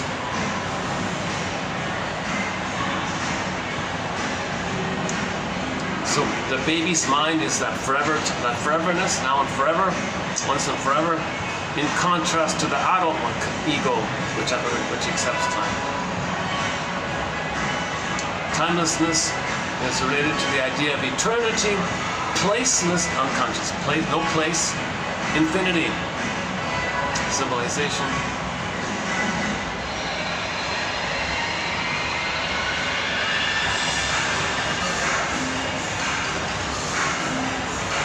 In literature, there are a lot of images of timeless places. So if there's a novel or something, they might describe some kind of magical place of timelessness, or Avalon or Shangri-La or something.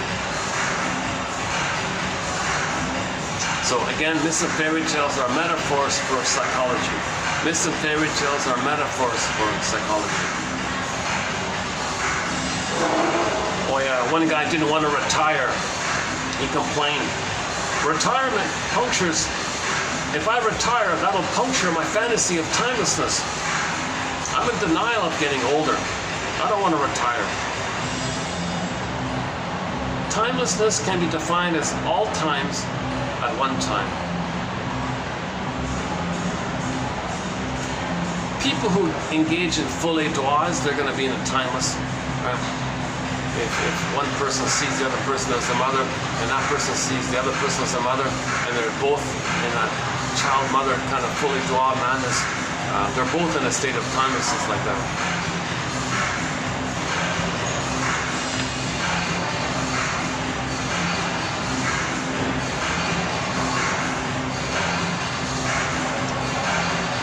Okay, yeah, I'll just leave it.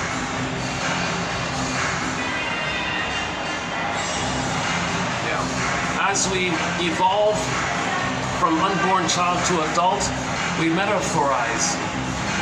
We metamorphose from an ontological existence in spacelessness and timelessness to an identity and relationship between self and other. Okay, two people. Everyone's a person. Babies are human beings. You get that place. You're not an infantile god.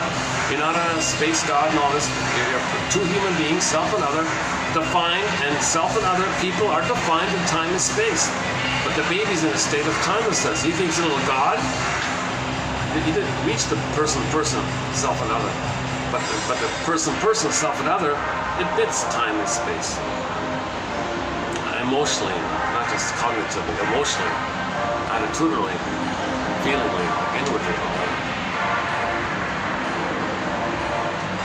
An understanding of the developmental line of time sense from childhood and young adulthood helps explain how experience counters an unconscious and conscious wish and false belief in immortality and culminates in midlife, the midlife audit in 40, in midlife, in a poignant, painful conflict between irrationality and reason that more than any other defines the mature adult and the essence of the human condition. The essence of the human condition, yeah. The essence of the human condition. Now there is time. If there's stress in your life, I don't want to know about time. Just give me back to that blissful reunion with the perfect breast image. Reunite me.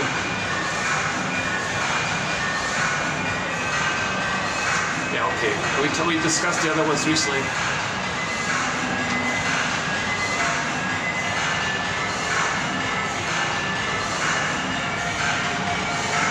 Progress, moving forward. Progress. Moving toward the future implies a different worldview than the timelessness of the unconscious, a core tenet of psychoanalysis. Yeah, and there's one here about how shrinks are very concerned about this issue of time and timelessness. That this is, we have it in here. Yeah, the retreat into timelessness as a reaction to mental pain. So if you feel emotional pain, mental pain, so you can retreat to timelessness. That's also known as an omnipotent defense, where you're a little king, a little god. Grandiose, omnipotent defense.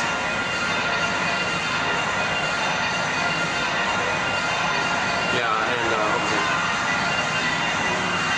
Oh yeah, he calls it a psychic shelter. If you go back to that place, like if you eat a tub of ice cream and you're kind of dreaming, he calls that a psychic shelter to protect you from the pain of reality. The person was complaining about the same things over and over again. And that complaint had a timeless quality about it, he said.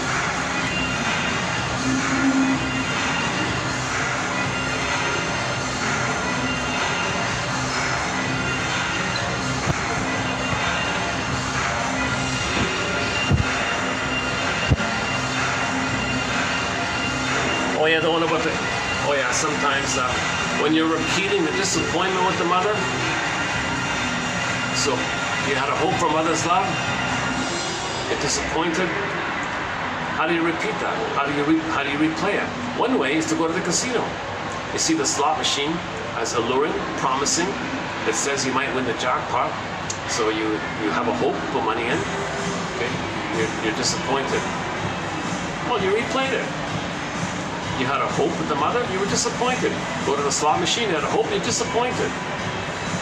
There's a timeless quality about this. And to boot, these casinos don't show you the clock on the wall.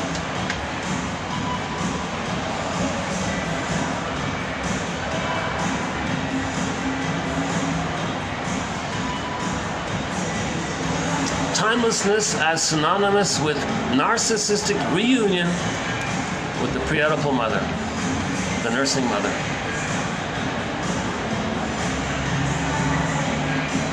Oh yeah, in myths and fairy tales, you know, when we say Snow White or Red Riding Hood, etc., or Miss Core, we don't give you a perfect place and a perfect time and a perfect name. There's a lack of descriptive details. The absence of specific location in time and space, as well as the absence of proper names for the characters in fairy tales, contribute to a feeling of poetic timelessness. So myths and fairy tales come from this timeless mind.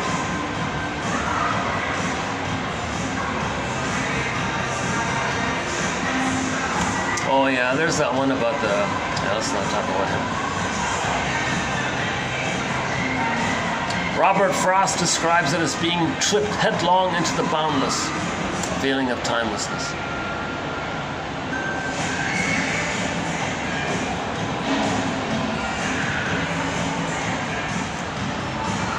Yeah, let's just wrap it up here. Yeah, let's just wrap it up here. Yeah, so thanks very much. Well, we'll continue. The next video will be an assortment of quotes. I'm going to give the topic of timelessness a rest for the time being. I think these 4 videos are a good start. We're just beginning this new thread. Actually, we do have a thread on primary process mentation in general, but I'm going to create a separate thread specifically on timelessness. So we'll update this topic of timelessness in a future video. That's not a bad, that's a nice background. Yeah, okay, that's a nice way to end the background here. Nice way to end the video. So in the next video, 16, there'll be an assortment of quotes. I have sort of some loose end kind of quotes on different topics, so I want to get those ones. And they're good quotes coming up, so we'll get those one on splitting, the psychic defense called splitting,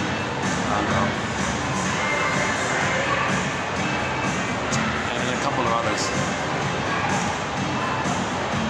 Repetition compulsion, another one that's coming. And so your mission, should you choose to accept it.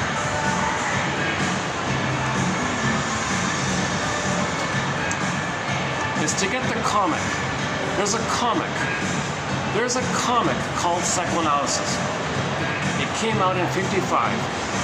At that time, it was only 10 cents an issue, right? There were only 4 issues for the year. It ran only for 1 year. Every 3 months, 1 issue, 4 issues.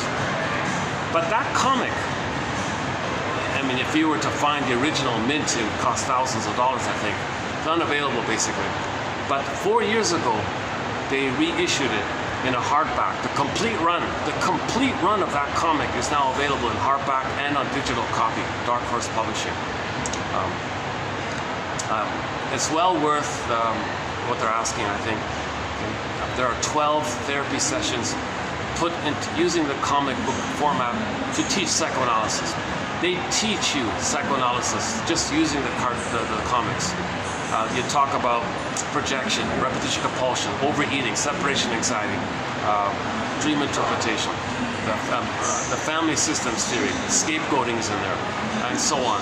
In 12 therapy sessions, and they got 3 characters: Mark, Ellen, and Freddie. Those 3. So they have 3 clients. They each got somewhere between 3 and 5 sessions. So 12 all in. Those 12 sessions, your mission, should you choose to accept it, is to access this comic, either by buying the printed one for $20, $30, whatever, or the digital one for roughly half that price, I think. And to read, and it's the best introduction to psychoanalysis, in my humble opinion. Still to this day, in my humble opinion, that's the best, clearest, most fun way to begin to learn psychoanalysis. Okay? For the love of narrative medicine. For the love of narrative medicine. I'll see you in the next video.